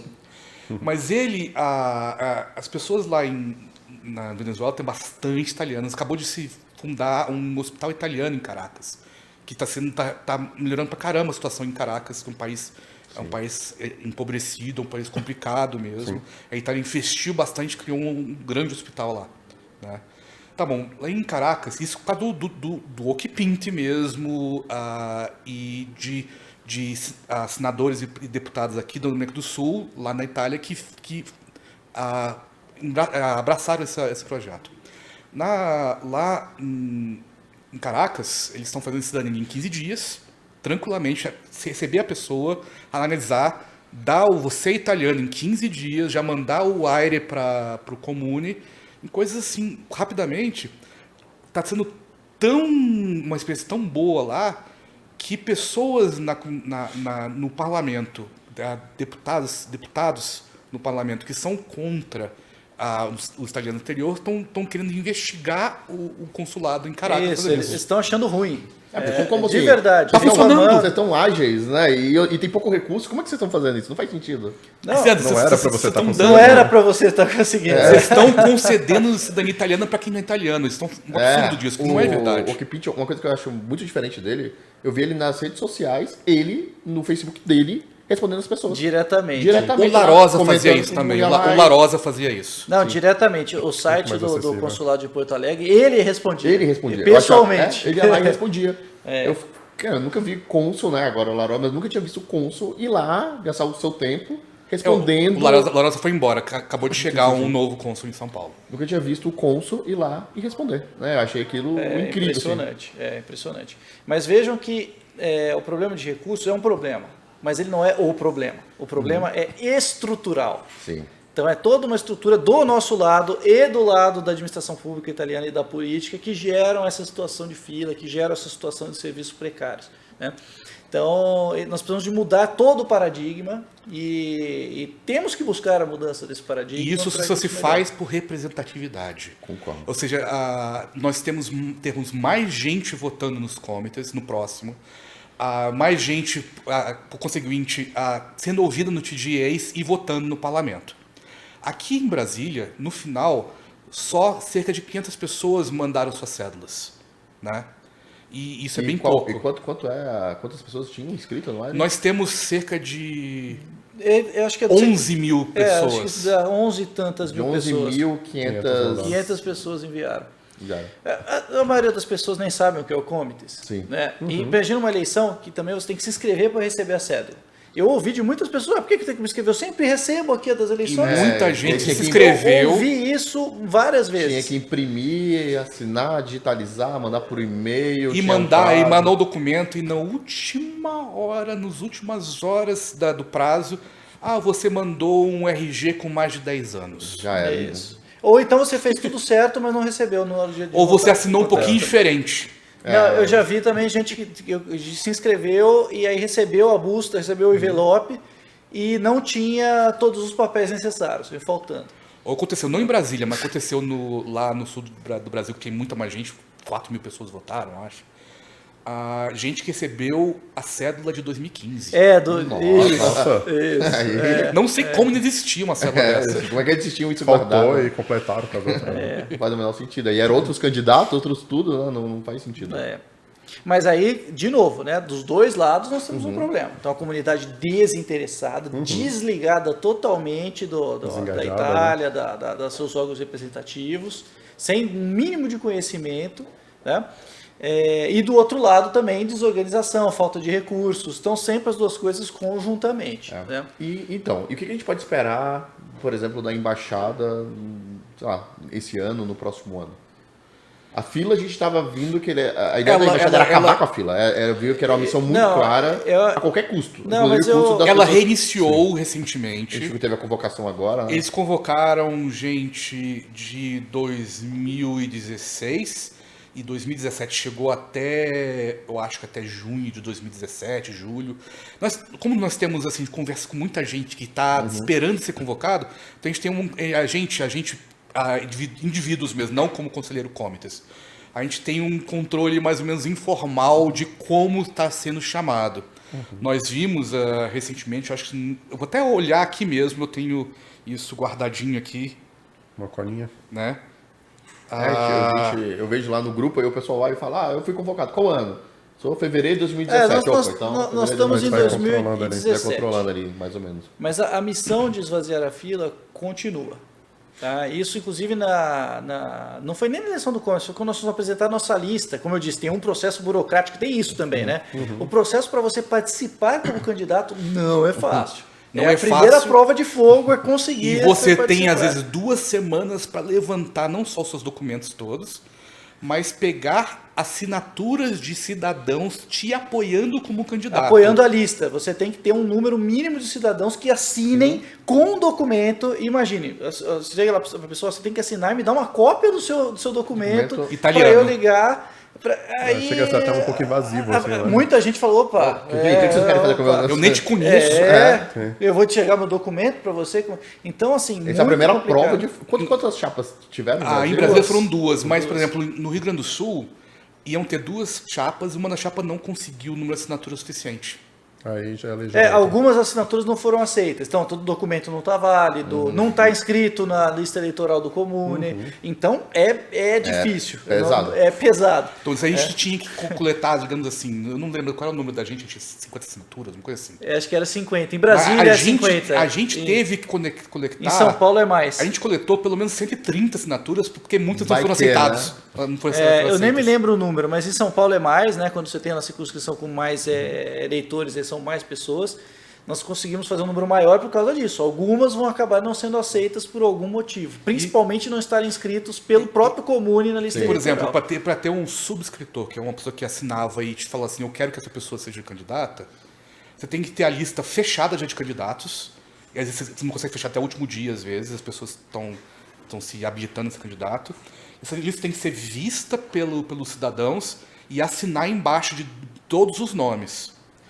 E isso aí tem que chegar fisicamente até uma data específica, que foi 3 de outubro de 2021, no nosso caso.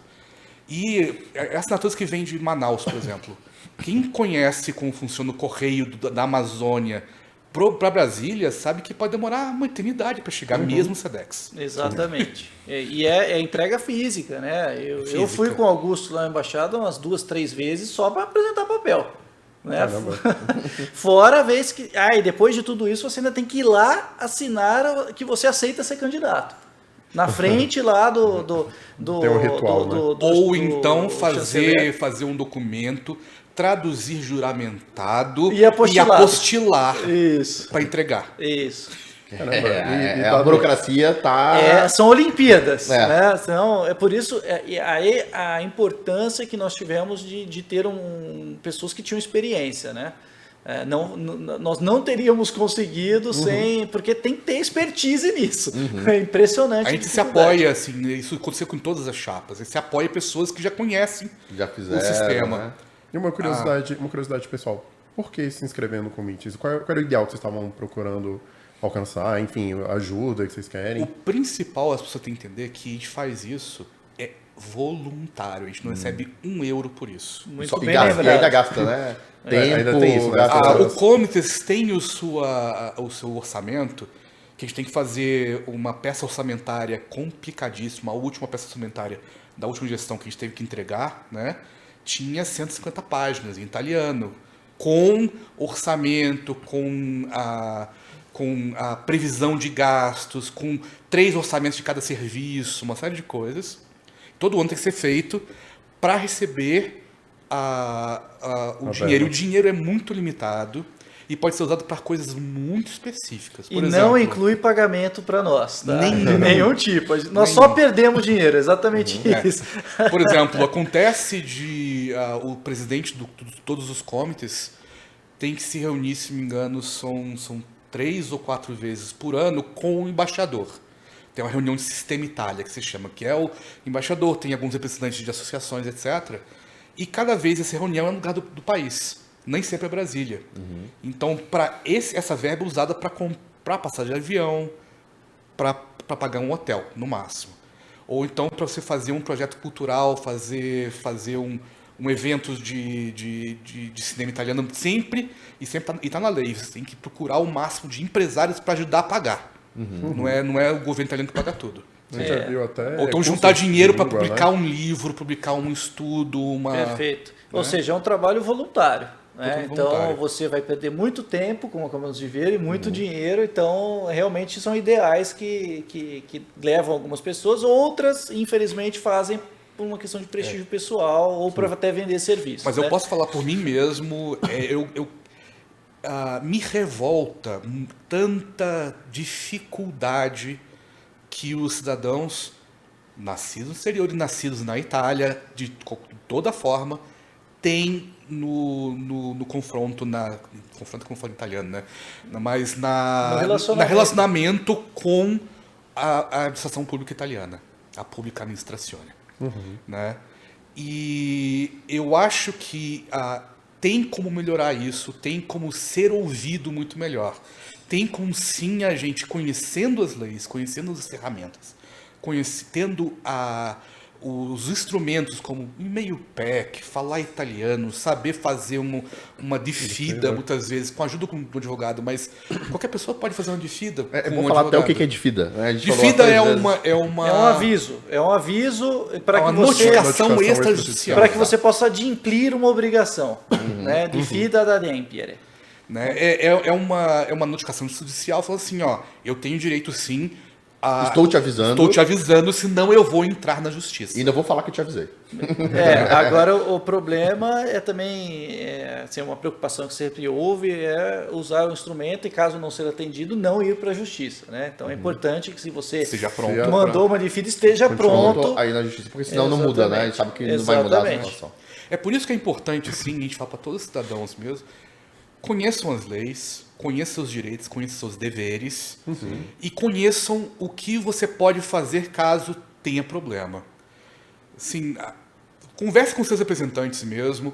Se precisar, procure um advogado italiano. Para a maioria das coisas mais simples, não é uma coisa tão fora da realidade você contratar um advogado italiano para ter um direito. Uma coisa é você fazer, às vezes, um processo de reconhecimento de cidadania que, sim, a tua família vai gastar os seus 2.000, 3.000, 4.000 euros de uma forma... É uma coisa mais pesada, você divide entre a sua família. Mas para uma coisa muito simples, às vezes, tem advogados, muitos advogados, às vezes, que são tão revoltados com isso que muitas vezes fazem pro bono. Aconteceu recentemente, isso foi um caso muito específico, eu não tenho como falar que isso vai acontecer com outros cidadãos. Um cidadão que teve uma resposta extremamente errada do representante consular, falando que a família dele era trentina quando não era. Você via pelo nome do município italiano que não estava lá, é perto de Belluno, a cidade. Esse caso, assim mesmo, nós conseguimos, conversamos com um advogado italiano, ele, por iniciativa própria, né? Mesmo, ele fez uma interpelação à embaixada de graça. Ele escreveu um documento PEC, falando, sou advogado tal, do fórum tal, de tal ordem aqui na Itália, e que isso que o senhor falou está errado por isso. A embaixada foi lá, realmente está certo, está aqui mais outras exigências. Infelizmente o cidadão lá, ele desistiu e vai fazer judicial. A gente aqui no começo, né, assim, antes da pandemia, a gente estava fazendo muito processo através da embaixada, uma que a fila estava acelerando, então a gente indicava os nossos clientes. A gente sabe que é um pouco mais chato em Brasília do que outros locais para se inscrever na fila, tem lá que pegar uma série de documentos, pegar uma cópia, ainda bem que agora é cópia, né, antes nem era, mas a cópia lá da certidão lá do Dante Caos, etc. É o único lugar em Brasil que pede isso. E antes era o original, né? Era o original. O original, era e depois, original. no dia, você tinha que apresentar outra, né? Outra certidão original. Pegar duas, né? Então agora eles ainda estão bonzinhos, basta você pegar uma cópia, enfim. Eu vi que aqui é o último que foi chamado, que nós sabemos, foi o 126 de 2017. E aí a gente começou a perceber, né? A gente tinha até conversado um pouco antes. A gente faz certificação de tudo. Cara, em Brasília a gente peca pelo excesso, porque a gente sabe. Isso Não, interno, Brasília né? não tem excesso, tem que corrigir tudo. Cara, uma vírgula que parece um ponto, mas não, vamos arrumar e vamos pagar a Para cabeça. quem está assistindo a gente, é de Brasília, mas se for de outro lugar também, a gente recomenda, para ter menos dor de cabeça. Ainda mais se for um processo familiar, você pode dividir com seus familiares, não fica pesado. Retifiquem tudo. Exato. É importante isso que o Augusto está falando, porque a lei não diz o que é aceitável ou não. Ela é muito genérica nisso, Então, a única forma de você ter segurança é corrigindo tudo. Sim. Nós sabemos que atualmente quem está entrando no Tribunal de Roma tem muito mais abertura. Os juízes, argumenta. os juízes que estão atualmente em Roma, eles entendem que Francesco e Francisco, Giuseppe e José é a mesma coisa. Que Michelini, que é o sobrenome da minha família, com CH, com QU, ou terminado com I, com E, é a mesma coisa. Não é uma família diferente. Só que quando existe uma possibilidade de dúvida, dependendo do funcionário italiano, ele tem o direito, se quiser, não tá claro na lei, de suscitar dúvida. Sim. Então a gente recomenda no Brasil, tenta fazer administrativamente, não conseguir, faz judicialmente. Judicialmente é uma coisa boa, que se você vai gastar com um advogado, você faz tudo, não muda o preço do advogado se for uma certidão ou for 20. E outra, não tem os 300 euros, né, também, por cada requerimento. Mas da retificação, retifique tudo para não dar dúvida, porque, por exemplo, aqui em Brasília, as pessoas entraram em 2015, 2017, estão sendo chamadas agora, elas tiveram esse tempo todo para se preparar. E quando são chamadas, a Brasília melhorou um pouco. Eles não estão chamando um mês antes, estão chamando 2 a 3 meses, às vezes 4 meses antes. Tem um tempo ainda, né? Ainda tem um tempo. Mas aproveite o tempo que você está na fila, já que você não tem pressa na fila, não está usando as formas mais rápidas, que é talvez ir na Itália fazer presencialmente ou fazer pela justiça. Aproveite esse tempo para deixar tudo redondinho, para não ter desculpa para te negarem.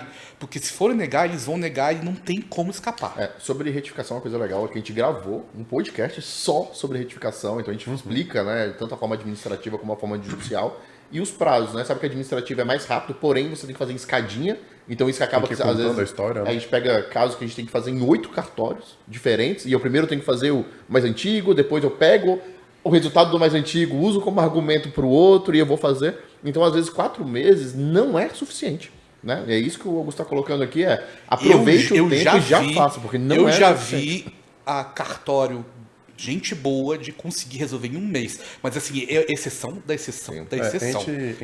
Até quando a gente gravou, a gente teve alguns cartórios que foram resolvidos relativamente rápido ali, em uma semana, 10 dias a gente conseguiu resolver. Mas outros 3 meses. Indo ao cartório, conversando e mostrando já chamando tudo o tabelião. poder resolver. Tem cartório que você vai pedir uma certidão, eu tive problema disso.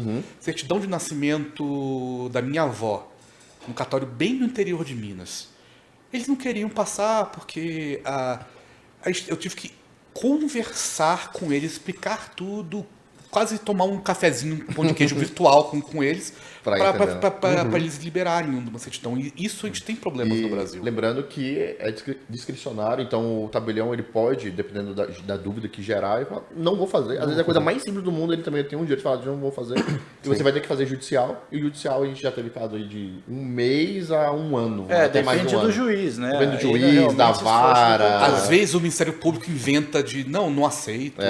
Sim. Se tiver inventário, cara, é muito difícil, então assim, dificulta ainda mais. Se tiver que retificar óbito, é complexo, porque tem medo de você estar retificando algum documento que vai por causa de Vai inventário. te dar uma série acesso ao inventário de alguém que você não deveria ter Perfeito. acesso. Agora, uma coisa que o Augusto falou me revolta. Tá? Giovanni, José, Francesco, João. Francisco, João, desculpa. E João, né? Giuseppe e José, Francesco e Francisco. Não é erro. Tá? Na primeira metade tradução. do É século uma tradução. XX, era comum, era a regra traduzir o prenome, o nome das pessoas. Tanto é que reis e autores clássicos nós traduzimos. Tá? Por exemplo, nós lemos Nicolau Maquiavel, nós não lemos Nicolau Machiavelli. Em Portugal não se lê Karl Marx, se lê Carlos Marx. Então, A rainha Isabel de Inglaterra, com o príncipe Carlos do País de Gales, o filho Guilherme. A tradição no Ocidente era William Guilherme. traduzir. Eu tenho um antepassado italiano que se chamava Guglielmo. Ele não era analfabeto, ele sabia escrever. Eu tenho um cartão postal que ele mandou para a Itália com uma foto dele, que ele assinou Guglielmo. No Brasil, na certidão de nascimento da filha dele, que nasceu no Brasil, ele assinou Guilherme. E Ele aqui no traduziu Brasil porque estava no era Brasil. o hábito. Ele mesmo, quando mandava para a Itália, assinava Guglielmo, e no Brasil ele assinava Guilherme. Pegando Assim, a sua- o meu bisavô, por acaso, era Augusto, mas Augusto é um nome tão italiano como português. Então, vale, felizmente, mas a maioria traduzia o seu nome. Imagina um Savério Xavier. Né, não faz sentido. Pegando a sua revolta, eu entendo até que talvez lá na Itália pode ser que um juiz a gente vai ter que justificar, mas imagina, um consulado que está no Brasil, que conhece as conhece regras do as Brasil, regras. que estão aqui no Brasil, não aceitar, né, como você falou, um Giuseppe que virou José e sabe que virou, não tem outro nome, né, a não ser o Por exemplo, institucionalismo, o né? consulado de São Paulo aceitava tranquilamente. Brasília não aceitava. E sabe qual é o problema? O que a gente pega muito? Cara, mas meu irmão fez. E eu fui fazer e fui negado. Mas Aí a gente é fala, assim. não, mas você tem que retificar. Não, mas meu irmão não precisou retificar, e é meu pai, minha mãe, ele tem cidadania reconhecida. Não tem direito adquirido dessa forma. E eu falo, não, mas a gente precisa retificar o seu. Aí ele não consegue entender. Eu falo, eu também não consigo entender. A gente compartilha. juntos nessa. A gente tá muito Embora junto. uma coisa que a gente tem que brigar mesmo, na Itália tem decisão da Corte de Cassação, ou seja, decisão do STF deles mesmo, que pessoas vivas não têm obrigação nenhuma de mudar seu nome. O nome que ela nasceu, ela está acostumada com ela. Então a pessoa que tem o seu... eu tenho vários primos Michelini até hoje, pelo lado que manteve o nome. Eu não mantive o nome, infelizmente.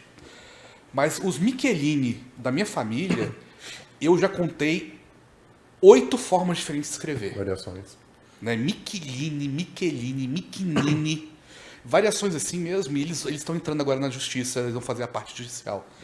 Felizmente a justiça não tem problema com isso, mas se eles fossem fazer Administrativo. nos consulados, eles tinham que, dependendo da cabeça do cônsul, tinha que mudar o próprio nome. Tem gente que vai fazer na Itália, e tem muitos comune que exigem isso, a pessoa tem que mudar os seus documentos brasileiros, mudar Diploma, tudo, até tudo. mesmo mudar, pegar a mãe idosa, a avó idosa e fazer ela trocar todos os documentos dela. Sim. E isso a lei italiana não pede, que pessoa viva não tem que mudar, mas o importante é vocês se juntarem a uma pessoa que conheça aquele lugar onde você vai pedir, seja na embaixada, seja no judicial, seja no comune, seja vindo uma empresa que faça isso, seja vindo pessoa que já tem experiência com isso, por conhecer bastante, para saber o que aquele lugar exige. Cada lugar é diferente. A peculiaridade. A gente né? pode esperar bom senso daqui pra frente? Porque a gente viu que cada vez ficou pior, né? A gente sabe que um tempo atrás, sei lá, 5, 6 anos atrás, quando as pessoas reconheciam aqui em Brasília, conseguiam às vezes pegar uma documentação que estava até um pouco torta ali, um Giuseppe que era José era aceito aqui em Brasil. Depende Da do responsável da pessoa. Então, mudou a pessoa, Pode piorar, pode melhorar, pode ser meio termo, é imprevisível. Pô, a gente imagina que essas informações que nós temos, que em breve vai ter algumas mudanças dentro da embaixada, porque as pessoas trocam de posto consular, é normal mesmo, ou pessoas se aposentam, é normal. Então a gente não sabe com troca se vai melhorar ou vai piorar. Isso não tem como saber. Depende muito da pessoa que está lá com o carimbo na mão. Pra Exatamente. piorar, assim, a gente particularmente, eu nunca vi nada Não, eu pior. acho que não tem como piorar. É, Acho que porque o nível já de chegou- exigência já é É o o pior máximo. possível, Mas né? Porque mais do pensa que o isso- fundo do poço sempre tem uma pazinha lá. Porque a gente já tá, acho que... Eu nem digo pior, eu digo o nível de exigência. Né? Digamos que o nível de exigência é bastante Bem elevado. Não, sem dar nenhuma ideia, mas sempre tem como piorar. Eu vou dar um exemplo bobo que não está acontecendo no Brasil, felizmente. Mas está acontecendo em outros lugares no mundo. A GN, né? Não GN mesmo, mas tem lugares no mundo que interpretam a lei de cidadania de 1912, que equivalia na época, para boa parte das pessoas aqui, né? Que um cidadão italiano que teve seu filho num país de ius soli, o filho, se ele recebia a cidadania do lugar que ele nasceu, ele não seria italiano. Isso está errado, é uma interpretação errada dele em 1912. Já tem decisões judiciais, já tem jurisprudência quanto a isso.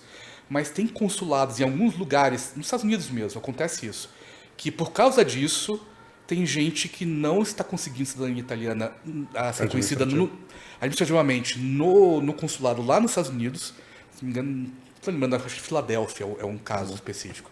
Por causa disso, porque o seu antepassado nasceu nos Estados Unidos e a pessoa nasceu nos Estados Unidos é americano, então perdeu. Augusto, Mas assim, o que eu conheço disso, Augusto, eu não sei se é na lei de 12, eu conheço muito isso para antes da lei de 1912. Tá? Sim. Antes da lei de 1912 não tinha uma lei específica da cidadania italiana. Antes de 12. Antes de 12. Né? Porque a lei de 1912, a 555 de 1912, ela deixou mais clara. reconheceu a dupla cidadania claramente. Antes disso, não. E aí existia a vedação, isso era comum no mundo todo de dupla cidadania. Dupla cidadania é uma coisa aceita claramente recentemente, né? Então, aí a pessoa tem um antepassado que nasceu antes de 1912, num país de ius soli, por exemplo, veio o italiano para cá para o Brasil, teve um filho no Brasil antes de 12, aí não se aplica a lei de 12, muito menos a de 91, e aí esse cidadão, alguns consulados entendem assim, inclusive nos Estados Unidos, então perdeu a cidadania italiana. É importante falar que mesmo antes de 12, não tem por que perder mesmo. Mas isso é uma coisa que foi construída, um entendimento, uma jurisprudência. Não está na lei. Bem claro que não tem problema. Mas eu tenho um exemplo que mostra que não era assim que funcionava. Tá? Porque eu tenho um antepassado que nasceu no Brasil em 1901, 1903, não me lembro por aí, ou seja, antes de 12. Ele foi com a família para a Itália quando ele tinha 7 anos. O consulado de Franco, então o consulado de Franca, fez a tradução da documentação dele. E ele teve a cidadania reconhecida na Itália, casou-se com uma italiana nascida na Itália, foi policial militar carabinieri na Itália. Ou seja, a Itália não entendia dessa forma na época. E uma coisa que a gente falou até... Não, a minha avó nasceu em 1912, só que 3 meses antes da lei mudar. Então, se adotassem esse entendimento que estão adotando em alguns lugares dos Estados Unidos, no Brasil, eu teria problema. Augusto, eu acho que você me convenceu. Tem como piorar sim. Tem como piorar. A gente sabe que a gente tá muito ruim, mas tem como piorar Tem sim. como como no construir Brasil mais, eles né? inventarem a tal da GN.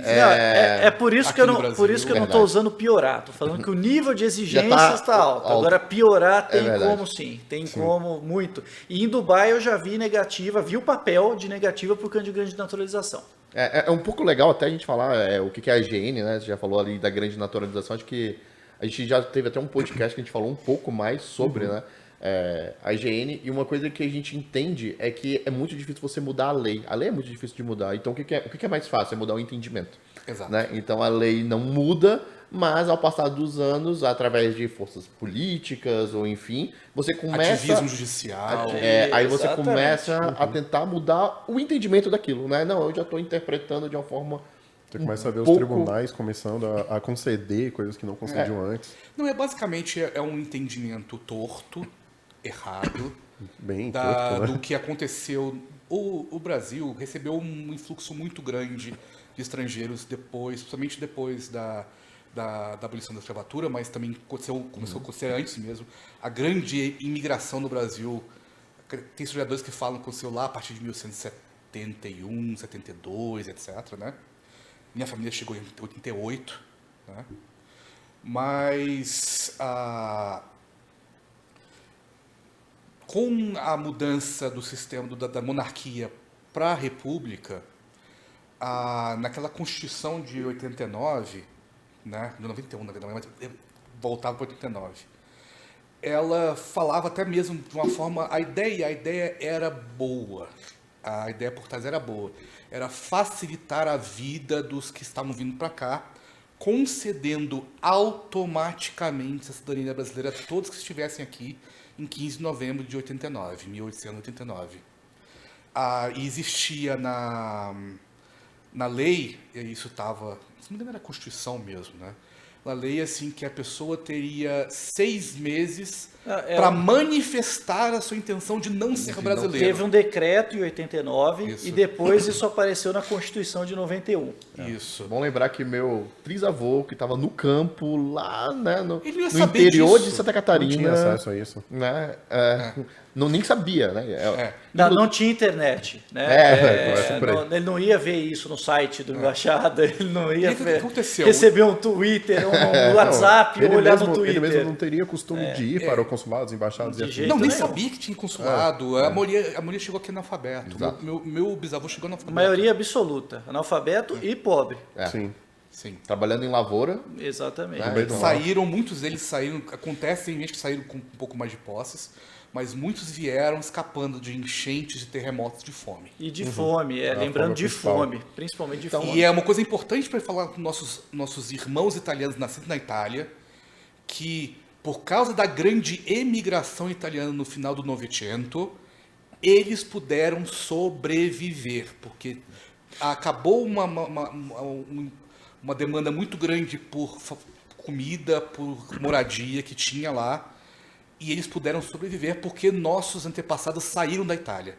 Então se dividiu melhor a comida que tinha, e realmente tinham problemas de populacional, né? populacional mesmo. Não é porque a distribuição era ruim, tinha distribuição, mas faltava comida, faltava grão, faltava polenta. Aí eu fico imaginando, o cara juntar tudo que tinha, que às vezes era uma malinha pequenininha, quando tinha, né? Não ganhava nada, quem pagava era o fazendeiro que contratava. E ele estava se despedindo da família, onde provavelmente nunca mais ia voltar a vê-la, né? E ir embora. Tem um livro clássico de um grande escritor italiano, Edmondo de Amicis, que se chama Sull'Oceano, sobre o oceano, que conta, é um romance, mas que conta de forma romanceada as desventuras desses imigrantes.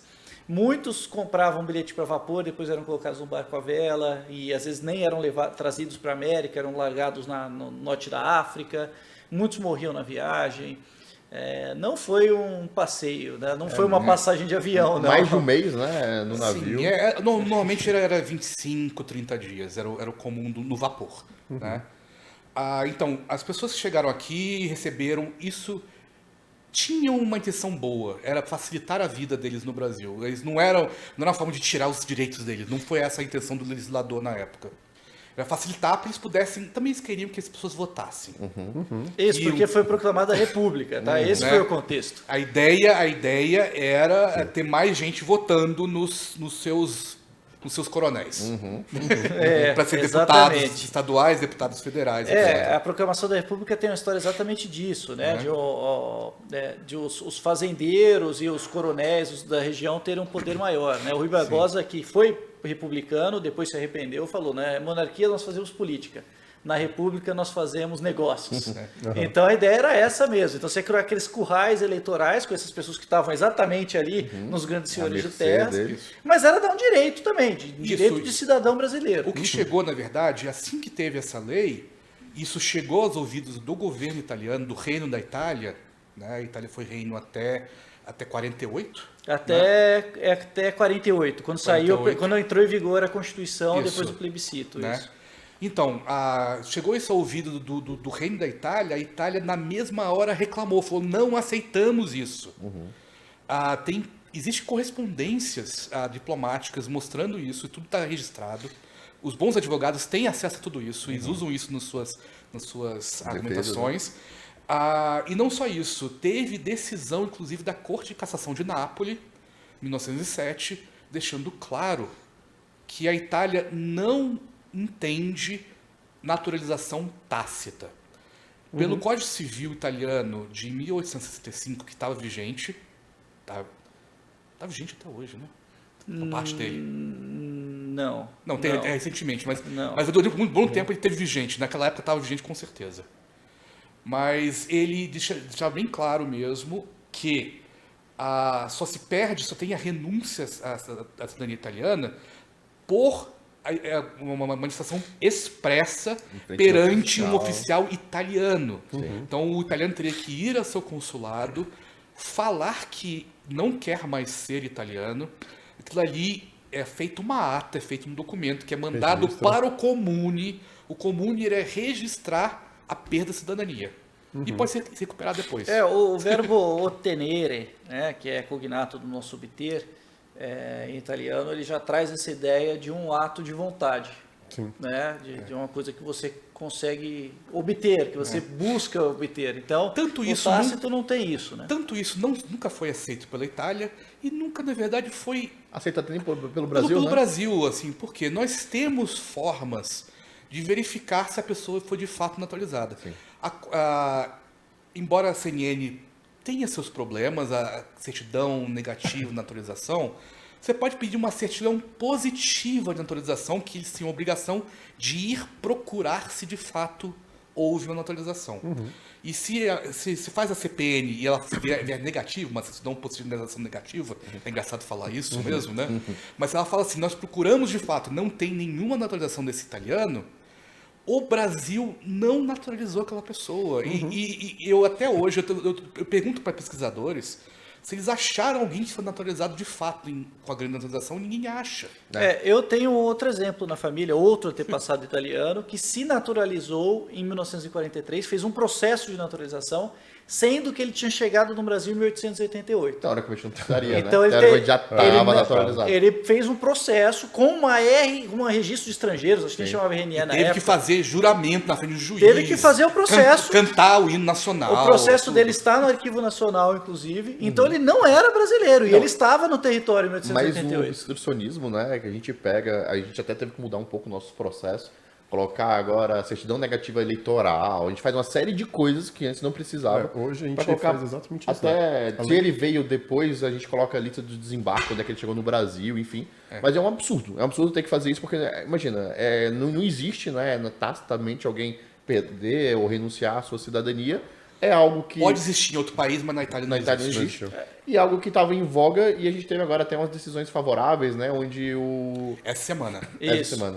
Mas tivemos algumas negativas também, né? E o perigo absurdo, do ativismo, o perigo do ativismo judicial, da influência política sobre o poder judiciário, fica esse perigo. Infelizmente, isso só vai terminar, como teve decisões que foram negativas para nós, do exterior, isso vai terminar na Cassazione, que é o STF. No STF. Quando as sessões unidas do STF, ou seja, o plenário fizeram uma decisão, como foi com a via materna, né? A via materna, você tinha decisões diferentes do tribunal, tá?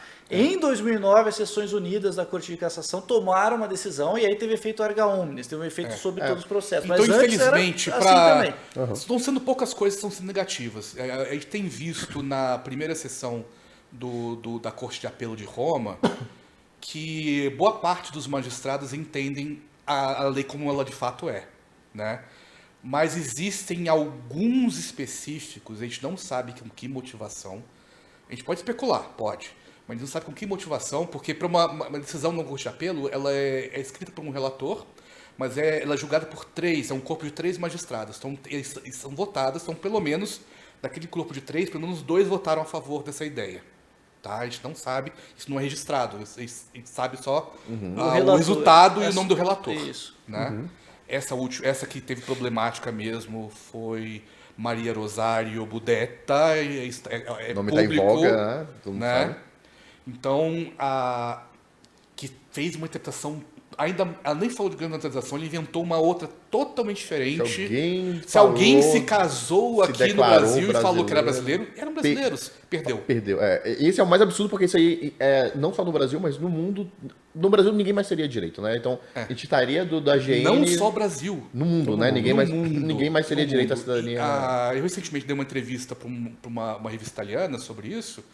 E a gente falou assim, gente, a pessoa tem que entender que isso é um risco para todos os italianos nascidos no exterior, até mesmo agora.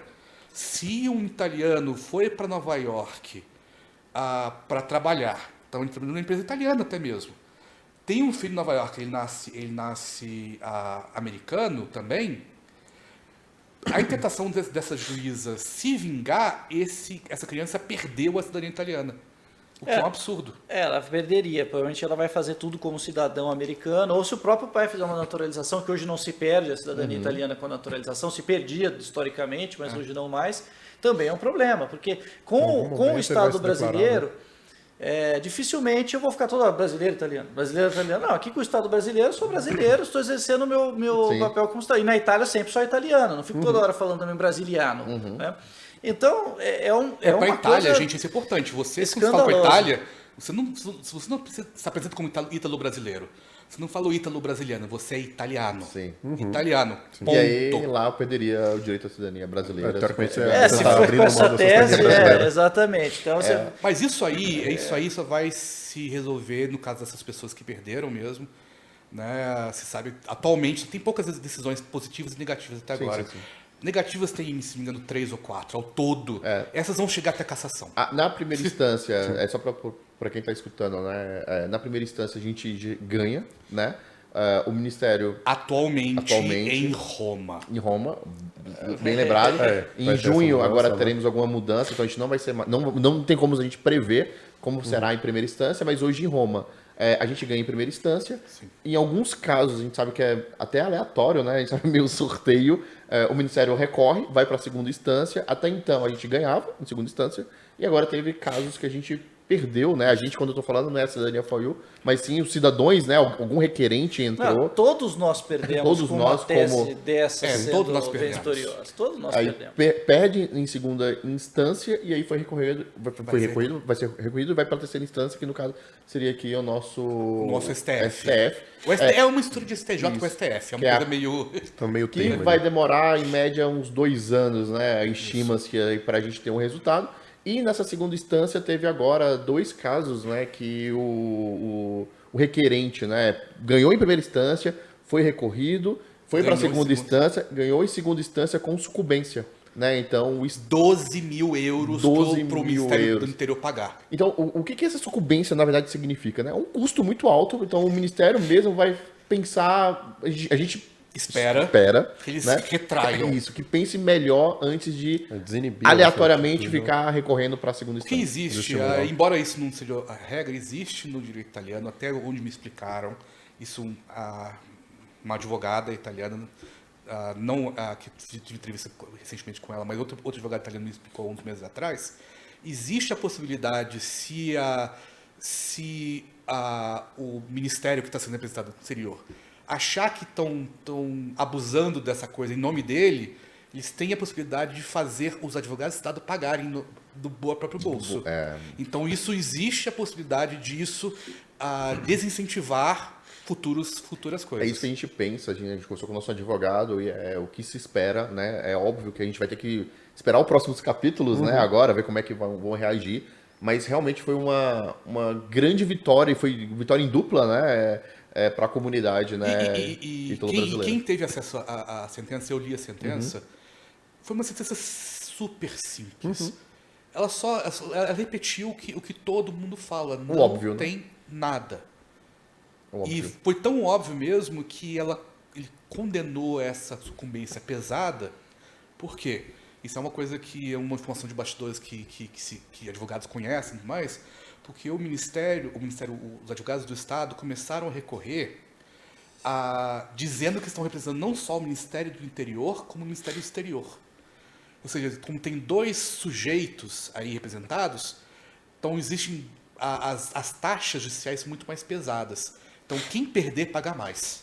E quem perdeu em segunda instância foi condenado também a valores A 8, estratosféricos. 10 mil euros. Né? Ou seja, Os que vão sendo recorridos, espero que não se Que não pagar. tenha que pagar. Mas é uma situação muito triste, né? Eu não sou afetado diretamente, mas a gente tem que dizer que todos nós perdemos, porque nós somos membros de uma comunidade. Então, uma coisa terrível, mas nós todos confiamos, esperamos aí Que o óbvio, né? Que o óbvio vença, né? Que não coisas esdrúxulas vençam, mas que o óbvio saia vitorioso. Olha, eu acho que o papo, né? Uma conversa incrível, né? Incrível, assim, a gente já está aqui há mais de Quase- uma hora, quase quase 2 horas, duas horas, assim. Não parece, né? O papo foi... E eu agradeço demais, assim, a gente ter recebido aqui vocês, aqui no nosso escritório, aqui em Brasília. E, mais uma vez, aí, muito, muito obrigado mesmo por esse belíssimo papo e muito rico. E parabéns os aí contatos pela... do Comites estarão aí na descrição. Vamos deixar na descrição os contatos do Comics. Né? E todos os italianos na nossa circunscrição aqui, de novo, DF, Goiás, Amazonas, Pará, Tocantins, Amapá, Roraima e Suriname, podem falar com a gente. Incrível. Eu e o Augusto, nas comunidades por aí, estamos aí de fácil acesso, né? Todo mundo que está nas São redes bem sociais ativos, né? sempre nos encontra sem nenhuma E dificuldade. se forem de outro lugar, falem com a gente encaminha para o outro Comites. Mostra pra quem quer, né? Conhece, né? Sabe os caminhos, né? Exatamente. Bom. Muito obrigado. Parabéns Muito aí obrigado. pela chapa aí que vocês venceram, né? Esperamos que seja uma gestão... Não existe chapa agora, gente. As chapas foram na eleição. Agora é um Comites unido. Ah, sim, não, então eu digo assim, para essa gestão Isso. agora, dos próximos 5 anos, né? Então, bom, vamos aguardar aí o... Esperamos uma ótima gestão. A gente tem certeza, né? Eu já conheço vocês online, né? Estou conhecendo presencialmente agora, mas eu tenho certeza que vai ser uma ótima gestão e que a comunidade tem muito a ganhar, né? Com tudo isso. E procurem a gente está aí para servir a comunidade. Valeu, Perfeito. Cílio. Muito obrigado. Muito obrigado, viu? pessoal. Obrigado. Até mais. Obrigado.